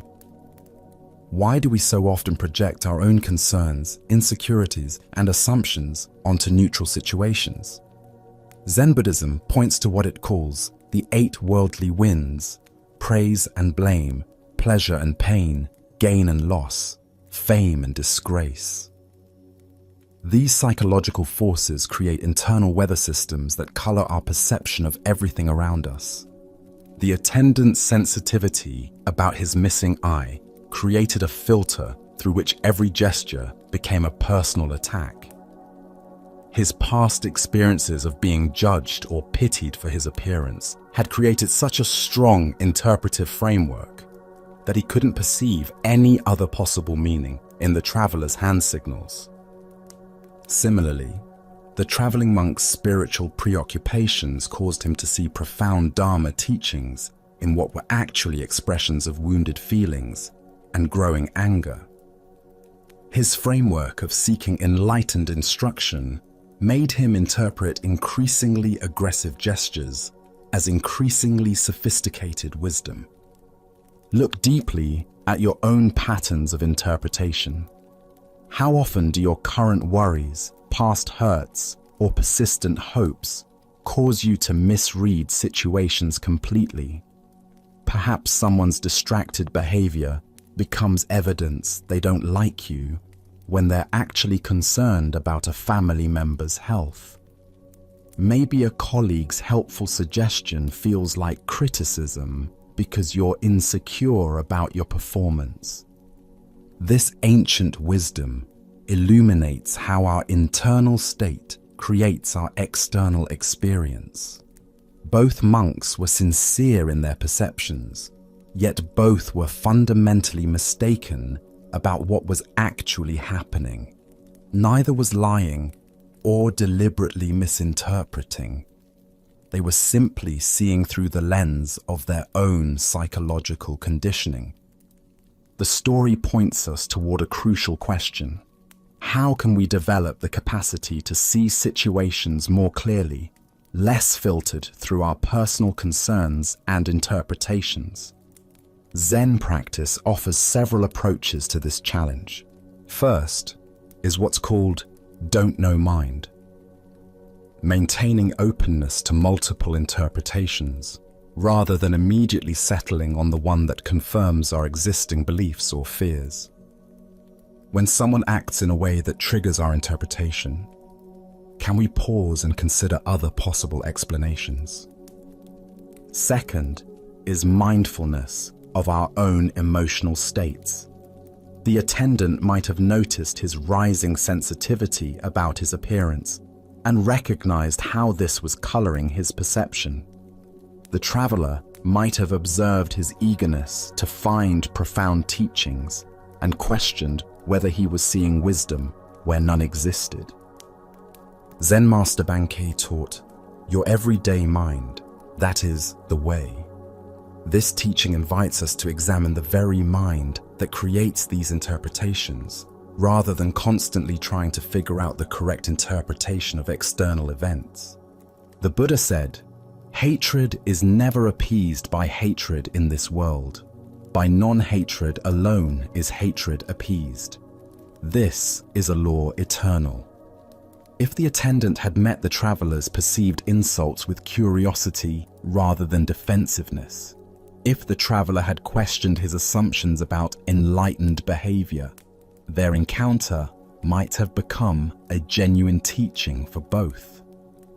Tonight, as you replay conversations and interactions from your day, can you notice how your own concerns and sensitivities might have shaped your interpretations? Can you sense the difference between what actually happened and the meaning your mind added to those events? As the Buddha taught, peace comes from within. Do not seek it without. By understanding how our internal weather creates our external storms, we discover the possibility of clear seeing that serves both wisdom and compassion. Our next story reveals a profound truth about how attachment can poison the very thing we claim to love. This is the tale of the chrysanthemum garden. In the countryside of ancient Japan, where autumn mists drifted through carefully manicured estates, there lived a wealthy baron whose passion bordered on obsession. His mansion stood proudly among rolling hills, but it was the rear garden that captured his heart completely. There, row upon row of chrysanthemums bloomed in magnificent splendor, their colors ranging from deep purple to golden yellow to pristine white. The baron devoted endless hours to cultivating these flowers, studying each variety with scholarly intensity, nurturing each plant with parental tenderness. His knowledge was encyclopedic, his dedication absolute. Yet this very devotion had transformed from love into something darker. The baron paid more attention to his chrysanthemums than to his wife and children. His household lived in constant fear, knowing that a single misstep near the precious flowers could result in severe punishment. Many retainers had felt his wrath for accidentally breaking off a blossom. The atmosphere had become oppressive, filled with anxiety and resentment.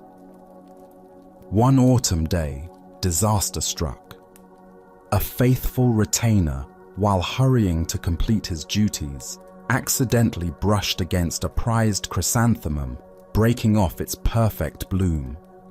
When the baron discovered the damaged flower, his rage was volcanic. "Confinement!" he roared.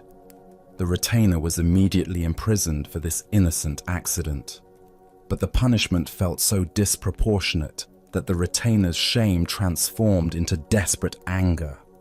According to the warrior code, he resolved to protest through seppuku, ritual disembowelment, preferring death to such humiliation over a mere flower. Word of this tragedy reached Zen master Sengai, a teacher known for his wisdom and compassion. Understanding that a man's life hung in the balance over botanical beauty, Sengai hastened to the estate and successfully prevented the suicide. But the master knew that saving one life would not solve the deeper problem. Sengai devised a radical solution. On a rainy night, when the chrysanthemums were at their most glorious peak, he sneaked into the baron's garden carrying a sharp sickle. Working methodically in the darkness, he cut down every single chrysanthemum, hundreds of flowers representing years of cultivation. The sound awakened the baron, who rushed to his window and saw a shadowy figure in his beloved garden. Grabbing his sword, he ran outside in alarm, demanding to know what this intruder was doing. Sengai stood calmly amid the devastation, surrounded by fallen blooms. "Even weeds like this eventually become rank if they are not cut," he replied with perfect equanimity. In that moment, the baron's obsession shattered like breaking glass.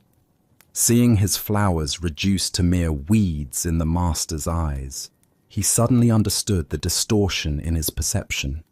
It was like awakening from a fevered dream. From that night forward, the baron never raised chrysanthemums again. The Buddha taught, "Attachment is the root of suffering." This ancient wisdom illuminates what the baron discovered through Sengai's dramatic intervention.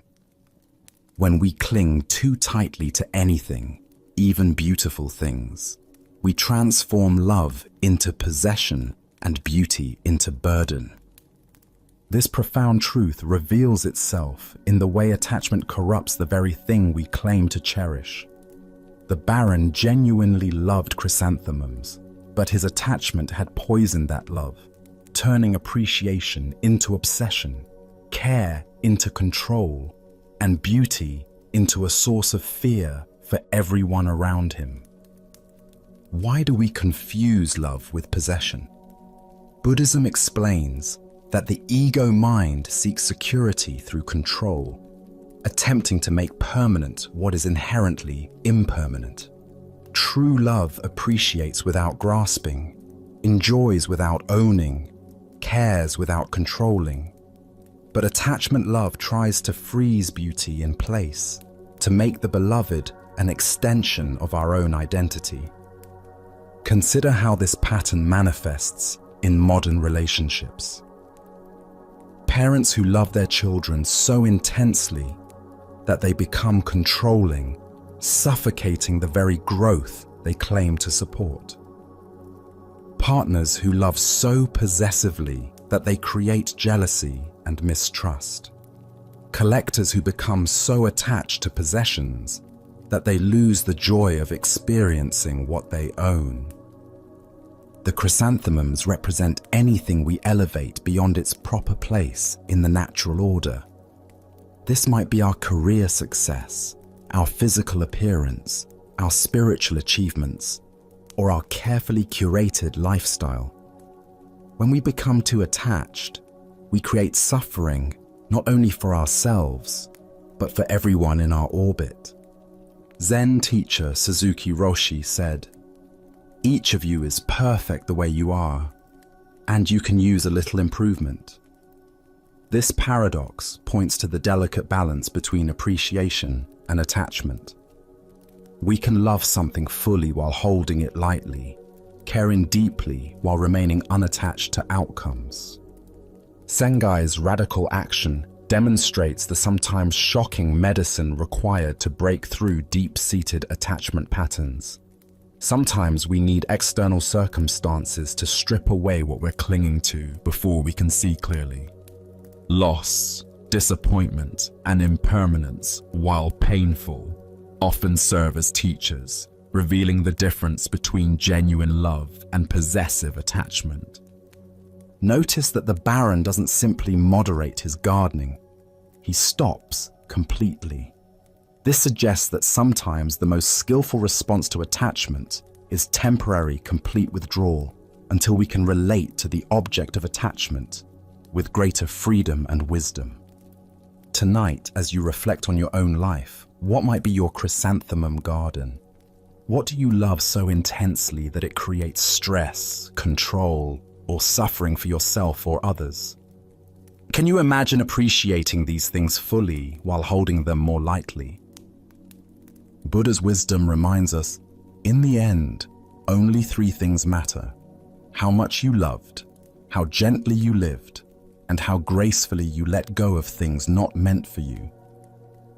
True love sets free what it cherishes, trusting in the natural flow of arising and passing away.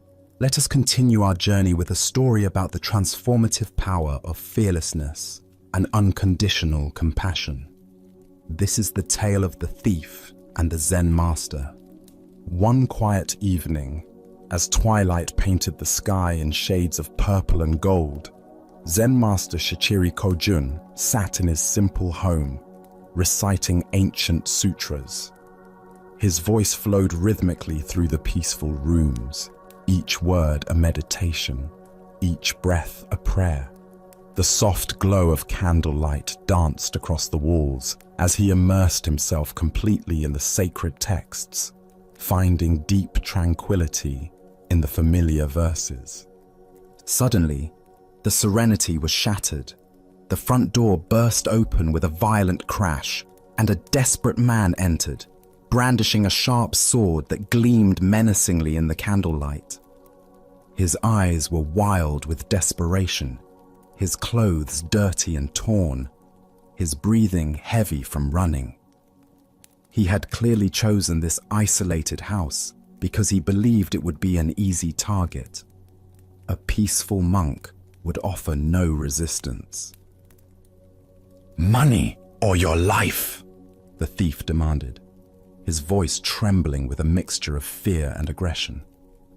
He expected the old man to cower, to plead, to scramble frantically for whatever valuables he might have hidden away. But Shichiri didn't even look up from his sutra book.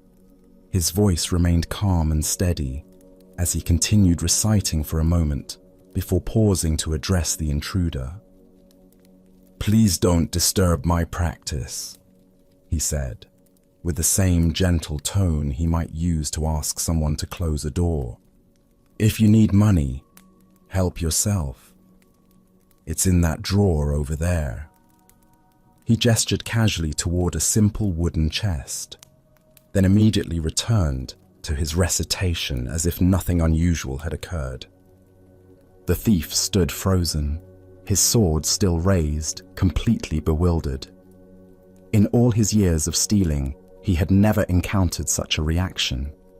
No fear, no pleading, no anger, just matter-of-fact helpfulness, as if he were a neighbor who had stopped by to borrow something. Shaking his head in confusion, but proceeding with his business, the thief moved to the indicated drawer and began gathering the coins and small valuables he found there. The soft sound of the master's voice continued behind him, reciting sacred words as peacefully as if he were alone. Just as the thief was preparing to leave with his stolen goods, the master's voice called out again. "Wait," Shichiri said, finally looking up from his book. "Please don't take everything. I need some of that money to pay my taxes tomorrow. Leave a little for me, won't you?" The thief stared at him in amazement. Here was a man who was being robbed, calmly negotiating the terms of his own robbery, as if they were conducting normal business. Almost without thinking, the thief returned some of the money to the drawer. As he turned to leave, certain that this strange encounter was finally over, the master's voice stopped him once more. "You took my money," Shichiri called out, his tone carrying a note of reproach. "And you didn't even thank me. That's quite rude, don't you think?" This final comment left the thief completely speechless. His sword hand began to shake. Never in his most violent encounters had he been so thoroughly unnerved. Here was a man who treated robbery as if it were a favor, who was more concerned about politeness than personal safety. Thank you," the thief stammered, and then fled into the night as quickly as his legs would carry him. Later, when the thief was caught and confessed to numerous crimes, including the incident at Shichiri's house, the master was called as a witness. The court officials expected him to demand justice, to describe the terror and violation he had experienced. Instead, Shichiri spoke with the same calm clarity he had shown that evening. "This man did not steal anything from me," he testified. "I gave him the money freely. He even thanked me for it, though it took a little reminding." The thief, sitting in chains, felt something break open in his chest as he heard these words. This man had not only shown him extraordinary kindness in the moment of the crime, but was now protecting him from the consequences. For the first time in years, tears came to his eyes. Not tears of self-pity or anger, but tears of recognition. He had encountered something he had never experienced before: love without conditions. Upon his release from prison, the former thief sought out the master and begged to become his student. Under Shichiri's patient guidance, he learned to cultivate the same fearless compassion he had witnessed that night. Years later, through dedicated practice and the master's unwavering belief in his potential for transformation, he attained the deep peace and wisdom of enlightenment. As the Buddha observed, hatred does not cease by hatred, but only by love. This is the eternal rule. What emerges from this story is the revolutionary power of meeting violence with absolute peace, responding to taking with giving, and answering fear with love. Why do we instinctively believe that force must be met with force, that aggression requires defensive reaction?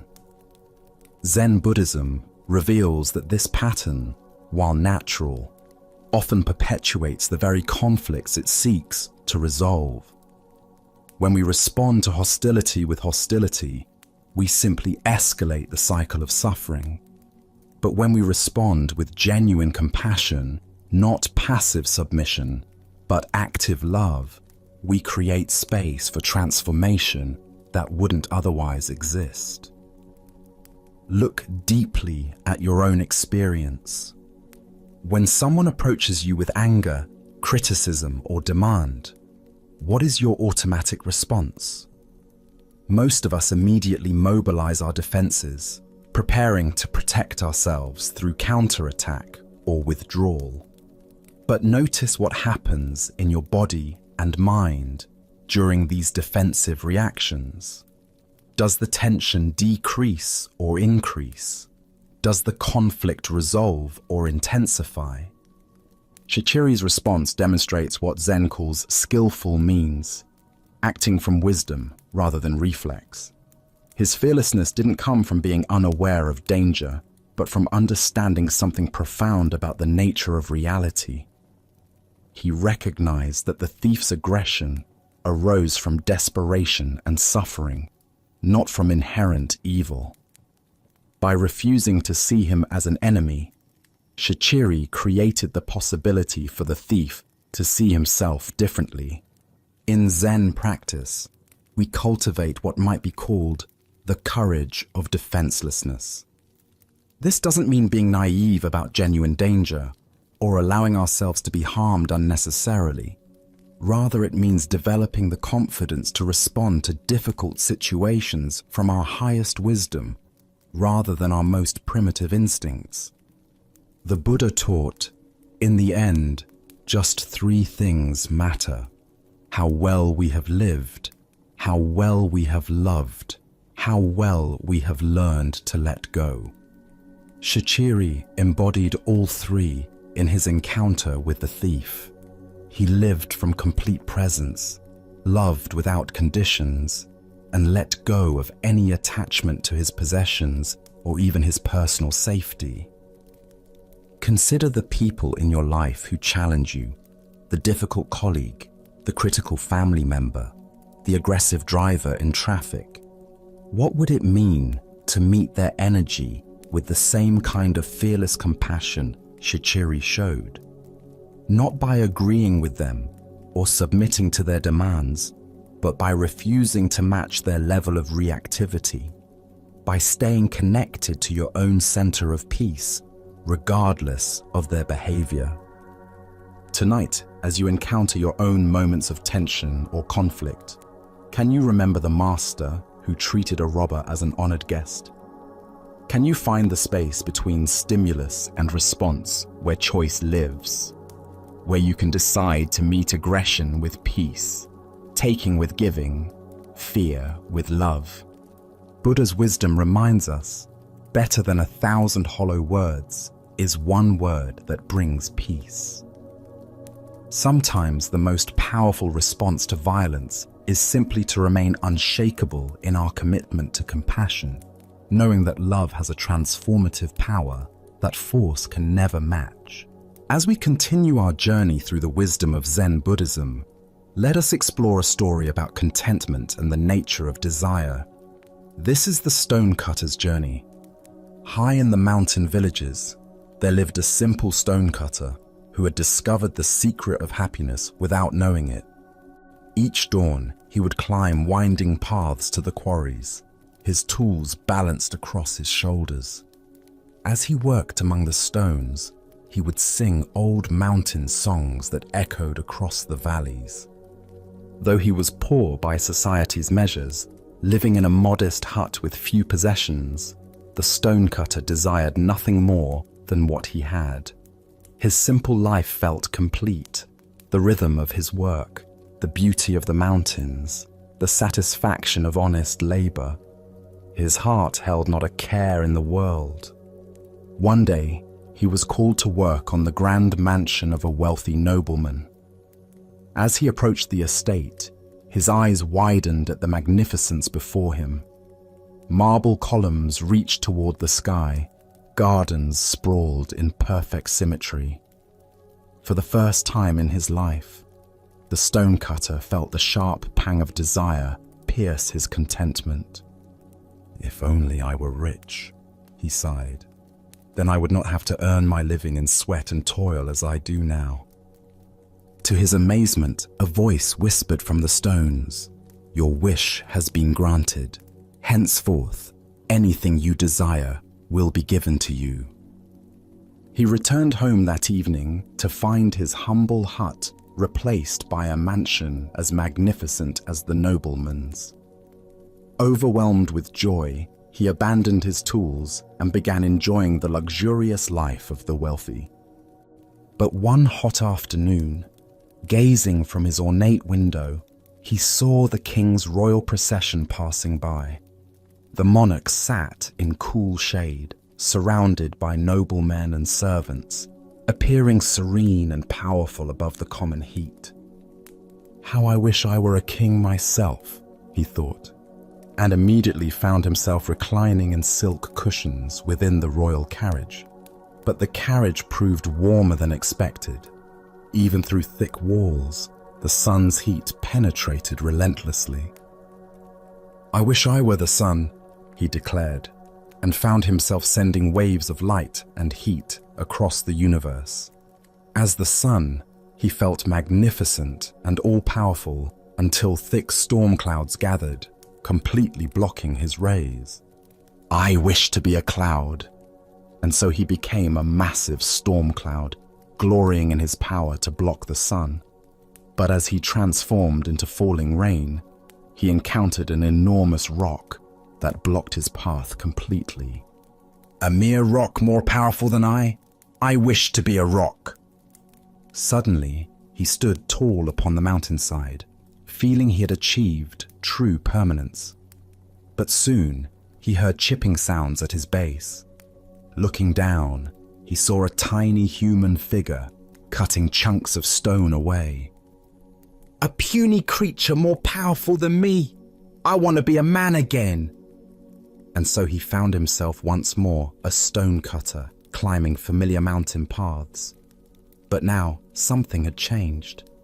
As he shaped stones and felt mountain breezes, his heart swelled with deep contentment. His song returned, richer than before, because he had learned to be content with exactly who he was. The Buddha once said, "Health is the greatest gift, contentment the greatest wealth." This ancient wisdom illuminates the endless cycle of wanting that keeps us from recognizing the abundance already present in our lives. Why do we chase after different conditions, always believing happiness lies in the next transformation? Each desire fulfilled only reveals the next desire, creating an endless cycle of dissatisfaction. The stonecutter's journey reveals the futility of seeking happiness through external circumstances. Consider your own versions of this cycle. "I'll be happy when I get promoted," only to discover new stresses. "I'll be content with more money," only to find greater wealth brings new worries. Each achievement reveals the next mountain to climb. Zen teacher Suzuki Roshi said, "Each of you is perfect the way you are, and you can use a little improvement." This paradox points to the heart of contentment, the ability to fully accept what is, while still engaging wholeheartedly with life's natural changes. The stonecutter's final transformation wasn't into something greater, but into appreciation for what he had always been. His work remained the same, but his relationship to life was completely transformed. Contentment isn't found in having different experiences, but in bringing different awareness to whatever experiences arise. Tonight, as you notice the mind's habitual reaching toward what's not here, can you experiment with the stonecutter's final wisdom? Can you find the song that emerges when you stop trying to be anything other than what you are? As the Buddha taught, contentment is natural wealth, luxury is artificial poverty. The greatest transformation available isn't becoming something different, but recognizing the inherent completeness of what we already are. Now, let us explore a story about the nature of genuine assistance and the goal of true teaching. This is the encounter between the psychiatrist and the Zen master. At a gathering of professionals and spiritual teachers, a psychiatrist found himself in conversation with a renowned Zen master. The psychiatrist had built his career on helping people work through their psychological difficulties, analyzing their problems, and providing therapeutic interventions designed to improve their mental health and emotional well-being. Curious about how different approaches to helping might compare, the psychiatrist decided to ask the master a direct question that had been on his mind throughout their conversation. "I've spent years learning various techniques for helping people with their emotional and psychological struggles," the psychiatrist said. "I'm curious about your approach. Exactly how do you help people?" The master listened to the question with the same calm attention he brought to everything, considering not just the words but the assumptions underlying them. After a moment of thoughtful silence, he offered a response that was both simple and profound. "I get them to a place where they can't ask any more questions," the master replied. The psychiatrist paused, uncertain whether this was meant as a serious answer or perhaps some kind of Zen riddle. "I'm not sure I understand," he said. "Surely questioning is important in any process of growth and understanding." The master smiled gently. Questions arise from the mind that believes it lacks something. When someone reaches the place where questions naturally cease, they have found what they were truly seeking all along. Buddha's wisdom tells us, doubt everything, find your own light. Yet this ancient teaching reveals a paradox. True finding comes not through endless questioning, but through arriving at a completeness where questions become unnecessary. Why do we assume that helping people means providing answers to their questions when the deepest healing might involve dissolving the questioner itself? Zen Buddhism points to the possibility that many of our problems exist only because we continue to ask the questions that create and maintain them. The psychiatrist's approach, like that of most helping professions, focuses on analyzing problems, understanding their origins, and developing strategies for managing or resolving them. This method has value and can provide genuine relief for many forms of suffering. But the master's approach suggests something more radical. Helping people transcend the very framework that generates their problems. Consider the endless questions that occupy your own mind. How can I be happier? Why do I keep making the same mistakes? What should I do with my life? How can I find meaning? Each question implies a questioner who lacks something, who needs something, who must figure something out. But what if the questioner itself is the source of the seeking? In Zen practice, we discover that many of our problems are maintained by the very effort to solve them. The mind that constantly asks, "How can I find peace?" is the same mind that disturbs the peace that is naturally present. The person who desperately seeks enlightenment may be reinforcing the very sense of separation that creates the feeling of being unenlightened. The master's method of getting people where they can't ask any more questions isn't about suppressing inquiry or promoting ignorance. Rather, it's about guiding people to a direct experience of completeness where questions naturally dissolve because there's nothing more to seek. Zen Master Bankai taught, "The unborn Buddha mind can handle anything that comes up." When someone truly realizes their fundamental completeness, questions about how to be complete simply cease to arise. Problems don't need to be solved, They're recognized as temporary appearances in the vast space of awareness. This doesn't mean practical questions disappear entirely. What should I have for lunch? Or which route should I take to work? Are functional questions that serve practical purposes. The questions that cease are the existential ones that arise from a fundamental sense of lack or incompleteness. The Buddha said, "There is nothing to do, nothing to gain, nothing to lose." This teaching points to the same understanding the Master was indicating. True help comes not from giving people more to do or figure out, but from helping them realize they are already what they seek. Look deeply at your own relationship with questions and seeking. How much of your mental energy goes toward trying to solve the problem of your life rather than living it? What would remain if you stopped asking the questions that assume something is fundamentally wrong or missing? The psychiatrist helps by analyzing and providing tools. The Master helps by pointing to what needs no analysis or improvement. Both approaches can serve, but the Master's method aims for the root rather than the branches, dissolving the seeker rather than satisfying the seeking. Tonight, as you notice the questions that typically occupy your mind, can you sense what lies beneath them?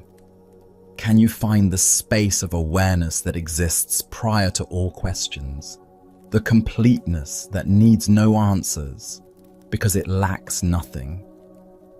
As the Buddha observed, peace comes from within. Do not seek it without. The deepest help we can receive or offer others is the recognition that what we seek has never been absent. Questions cease, not because they've been answered, but because the one who was asking them discovers there was never actually anything to ask about. Let us continue our journey with a story about the unexpected wisdom found in laughter and the suffering we create through taking ourselves too seriously. This is the tale of the monk who discovered his true teacher. In a remote mountain monastery in ancient China, there lived a young monk who approached his spiritual practice with tremendous intensity. Every morning before dawn, he would rise for meditation, sitting in perfect posture for hours without moving. He studied the Buddhist texts with scholarly precision, memorizing sutras and debating philosophical points with fierce concentration.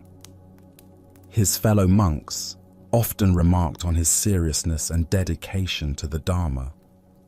One crisp autumn morning, while studying a particularly complex passage about the nature of emptiness, the young monk encountered something that completely baffled him. The text seemed to contradict everything he thought he understood about Buddhist philosophy.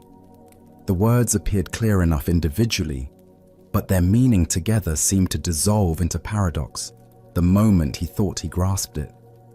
Determined to understand, he carefully marked the passage and made his way to the master's quarters. The old teacher sat in his simple room, sunlight streaming through paper windows, creating patterns of light and shadow on the wooden floor. "Venerable Master," the monk said, bowing deeply, "I have encountered a teaching that I cannot comprehend. Could you please illuminate its meaning for me?" He recited the passage with careful precision, explaining his confusion and the various interpretations he had considered. The master listened attentively, nodding occasionally, his expression thoughtful and engaged. When the young monk finished his earnest explanation, something unexpected happened. The master's face suddenly broke into a broad smile, then quiet chuckling, and finally erupted into hearty, uncontrollable laughter. His whole body shook with mirth, tears streaming down his weathered cheeks. The monk stood frozen, completely bewildered. This was not the response he had anticipated. Where he expected profound wisdom and careful explanation, he found only laughter. The master's amusement seemed to fill the entire room, echoing off the walls and growing even more intense. Without offering any explanation, the master stood up, still laughing, and walked out of the room, leaving the young monk alone with his confusion and growing distress. For the next 3 days, the monk could think of nothing else. The master's inexplicable laughter haunted him constantly. He barely touched his meals, his meditation was scattered and unfocused, and sleep came only in brief, restless intervals. The question consumed him entirely. Why had his sincere spiritual inquiry been met with such puzzling amusement? Other monks noticed his distressed state, but his responses to their concerns were vague and troubled. He felt humiliated, confused, and increasingly agitated. Had the master been mocking his understanding? Was his question somehow foolish? Did his years of dedicated practice mean nothing? Finally, unable to bear the torment any longer, he returned to the master's room. This time, he didn't bow or recite passages. Instead, he spoke directly from his heart. "Master, for 3 days I have been deeply disturbed by your reaction to my question. I cannot eat, sleep, or meditate properly. Please tell me, why did you laugh at my sincere seeking? Have I done something wrong?" The master's expression became gentle and compassionate. He gestured for the young monk to sit beside him, then spoke with quiet clarity. "Monk, do you know what your problem is?" the master asked kindly. "Your problem is that you are worse than a clown." The words hit the young monk like a physical blow. His eyes widened in shock and dismay. "Venerable sir, how can you say such a thing? How can I be worse than a clown? I have dedicated my life to spiritual practice, to understanding the Buddha's teachings. I have sacrificed worldly pleasures and pursued wisdom with complete sincerity. How can you compare me to a mere entertainer?" The master smiled warmly and explained, "A clown's greatest joy comes from making people laugh. When others laugh, the clown feels fulfilled and happy. His entire purpose is to bring lightness and joy to the world. But you, when another person laughs, you feel disturbed, upset, and tormented. Tell me, are you not worse than a clown?" At these words, understanding dawned like sunrise breaking through clouds. The young monk saw immediately how his attachment to being taken seriously had created his suffering. He had been so invested in his image as a dedicated practitioner that he couldn't receive the master's joy. The laughter hadn't been mockery. It had been pure delight at the beauty of the Dharma expressing itself through paradox. In that moment of recognition, the monk began to laugh. First quietly, then with growing freedom and joy.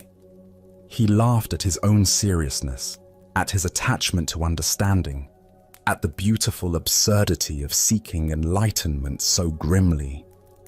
His laughter joined with the master's from 3 days earlier, and in that shared joy, understanding flowered naturally. As the Buddha observed, if you light a lamp for somebody, it will also brighten your path. The heart of this lesson lies in recognizing how our reactions to others reveal the state of our own minds. Why do we become disturbed when others express joy in ways we don't understand? Zen Buddhism points to several patterns that create this type of suffering. First is our attachment to being understood and validated. The young monk's disturbance stemmed not from the master's laughter itself, but from his need for his question to be received with the seriousness he felt it deserved. Second is our identification with our spiritual image. When we become attached to being seen as sincere seekers, dedicated practitioners, or wise students, we lose the spontaneity and openness that allows genuine learning. The monk's investment in his identity as a serious practitioner made him unable to receive the teaching that was being offered through laughter. Third is our limited understanding of how wisdom can be transmitted. We expect spiritual teaching to arrive in familiar forms, solemn explanations, careful analysis, traditional formats. But enlightenment often comes through unexpected doorways. A master's laughter, a child's innocent question, the sound of a bell, or a moment of complete ordinariness. Consider how often we miss teachings because they don't match our expectations. Perhaps someone's casual comment contains exactly the insight we need, but we dismiss it because the person seems less knowledgeable than us. Maybe life presents us with lessons through situations we find annoying or people we consider frivolous. Zen teacher Suzuki Roshi said, "In the beginner's mind, there are many possibilities, but in the expert's mind, there are few." The young monk's expertise had become a barrier to learning. His certainty about how spiritual teaching should look prevented him from receiving the profound lesson being offered through unexpected laughter. The story points us toward a fundamental question. Are we seeking understanding, or are we seeking to be understood? Are we open to wisdom arriving in any form, or do we require it to validate our preconceptions? The Master's laughter was a teaching about the joy inherent in the Dharma itself, the playful, spontaneous, beyond logic nature of awakened understanding. Tonight, as you encounter responses from others that don't match your expectations, can you remember the monk's revelation?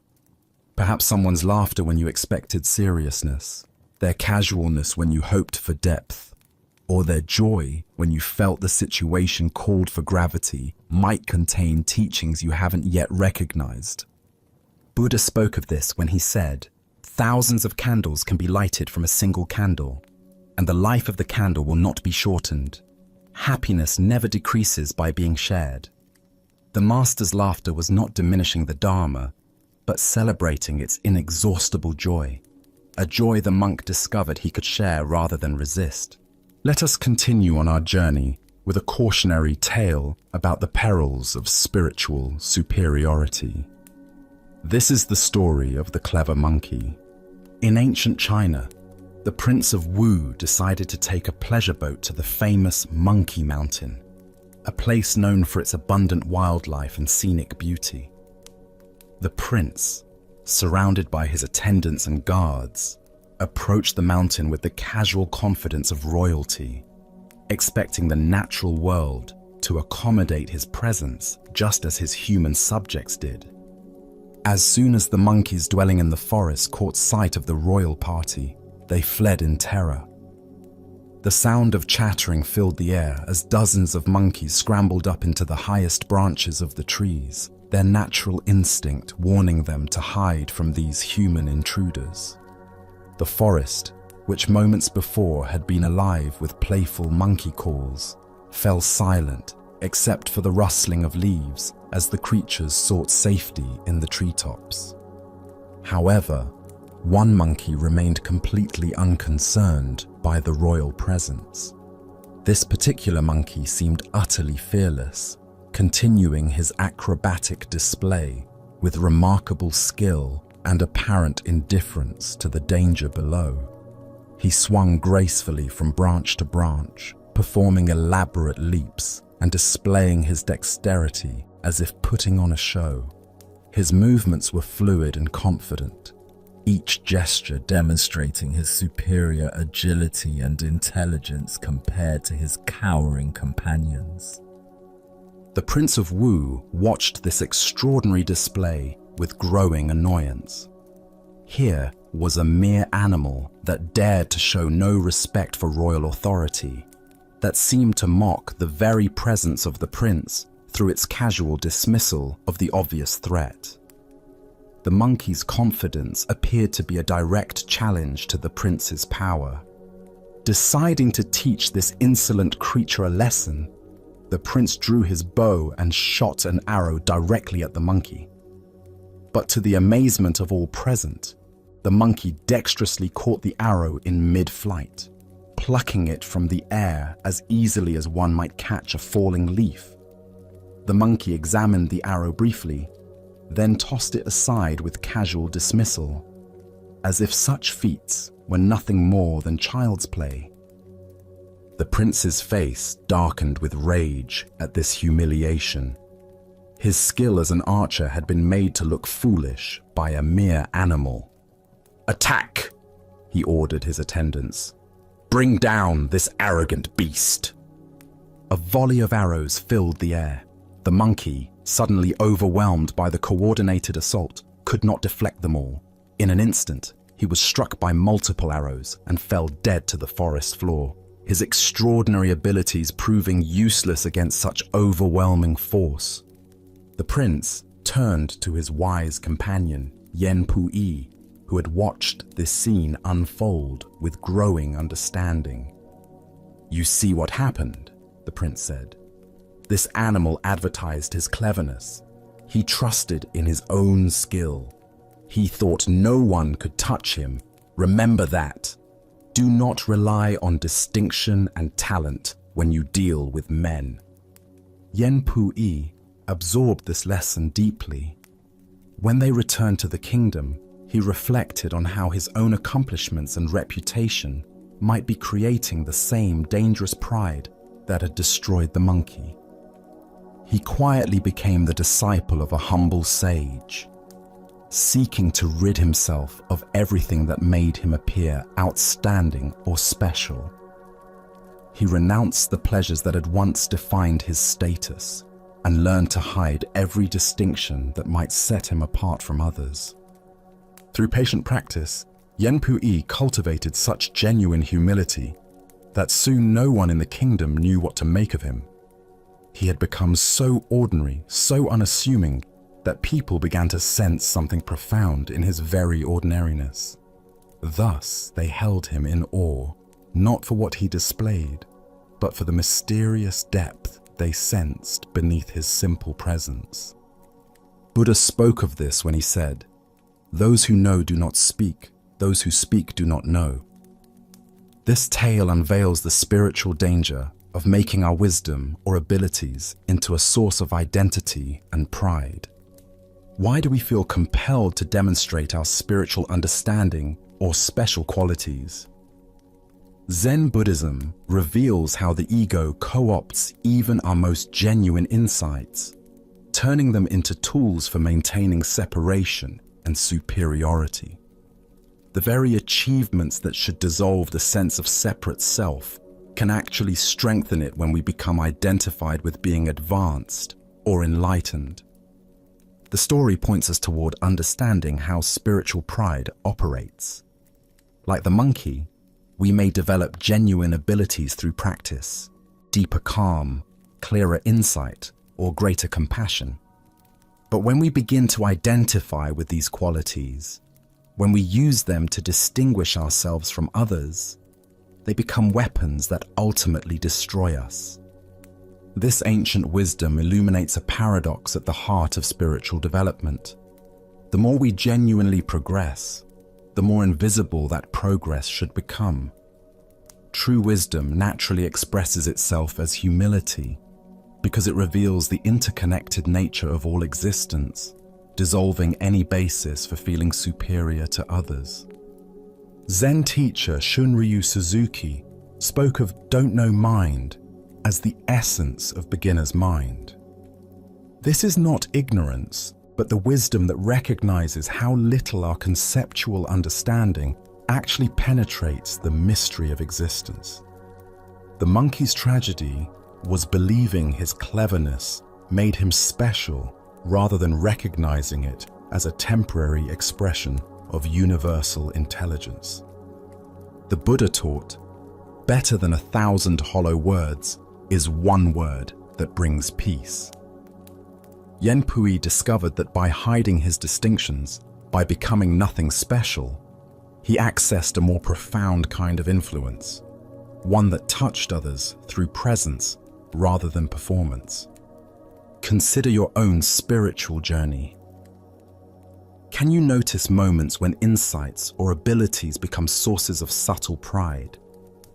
When meditation experiences, psychological understanding, or compassionate actions become ways of feeling different from or better than others? Each time we make our practice into an identity, we create the spiritual equivalent of the monkey's dangerous display. Tonight, as you rest in simple being, can you practice the art of being nobody special? Can you find the freedom that comes not from demonstrating your wisdom, but from resting in the ordinary mystery of awareness itself? As the Buddha said, those who are free of resentful thoughts surely find peace. The deepest peace comes when we release even our attachment to being peaceful. As we draw tonight's exploration to a close, take a moment to notice how the tranquility you've discovered isn't something you need to search for or create. It's already here, woven into the fabric of your being, waiting patiently beneath the surface of your everyday awareness. The Buddha once said, "Peace comes from within, do not seek it without." This ancient wisdom reminds us that the calm clarity you've experienced tonight doesn't depend on perfect conditions or special circumstances. It emerges naturally from your own capacity to be present, to breathe consciously, and to witness your thoughts without becoming entangled in them. Each story we've shared tonight has been a gentle invitation to remember what you already know deep down. That contentment flows not from grasping or controlling, but from learning to let go with grace. That genuine happiness arises when we stop wrestling with reality and instead learn to dance with what is. That true freedom comes not from changing our external world, but from transforming our relationship to whatever appears before us. Even when your mind wanders tomorrow, even when old patterns of worry or restlessness return, the insights you've gathered tonight have already taken root. They've settled into your awareness like seeds in fertile ground, ready to sprout whenever you water them with attention and kindness toward yourself. As you prepare to transition into rest, recognize that tonight's teachings have revealed not some distant philosophy, but a practical way of living with greater ease and presence. Feel how your breathing has naturally deepened, how your muscles have released their tension, how your thoughts have slowed to a gentler rhythm. These timeless principles aren't preserved in ancient temples or hidden in mystical practices. They're alive in the simple act of pausing, breathing, and returning to this moment. Tonight, you've remembered this truth, a truth that becomes luminous whenever we stop rushing and start noticing. As you carry this experience into tomorrow and beyond, take with you not just the stories we've explored, but the deeper understanding they've awakened. That peace isn't a destination to reach, but a way of traveling through life. Let this recognition be your compass, guiding you through both smooth passages and turbulent weather with equal grace. Thank you for joining us on this journey at Sleepy Monk. Sleep well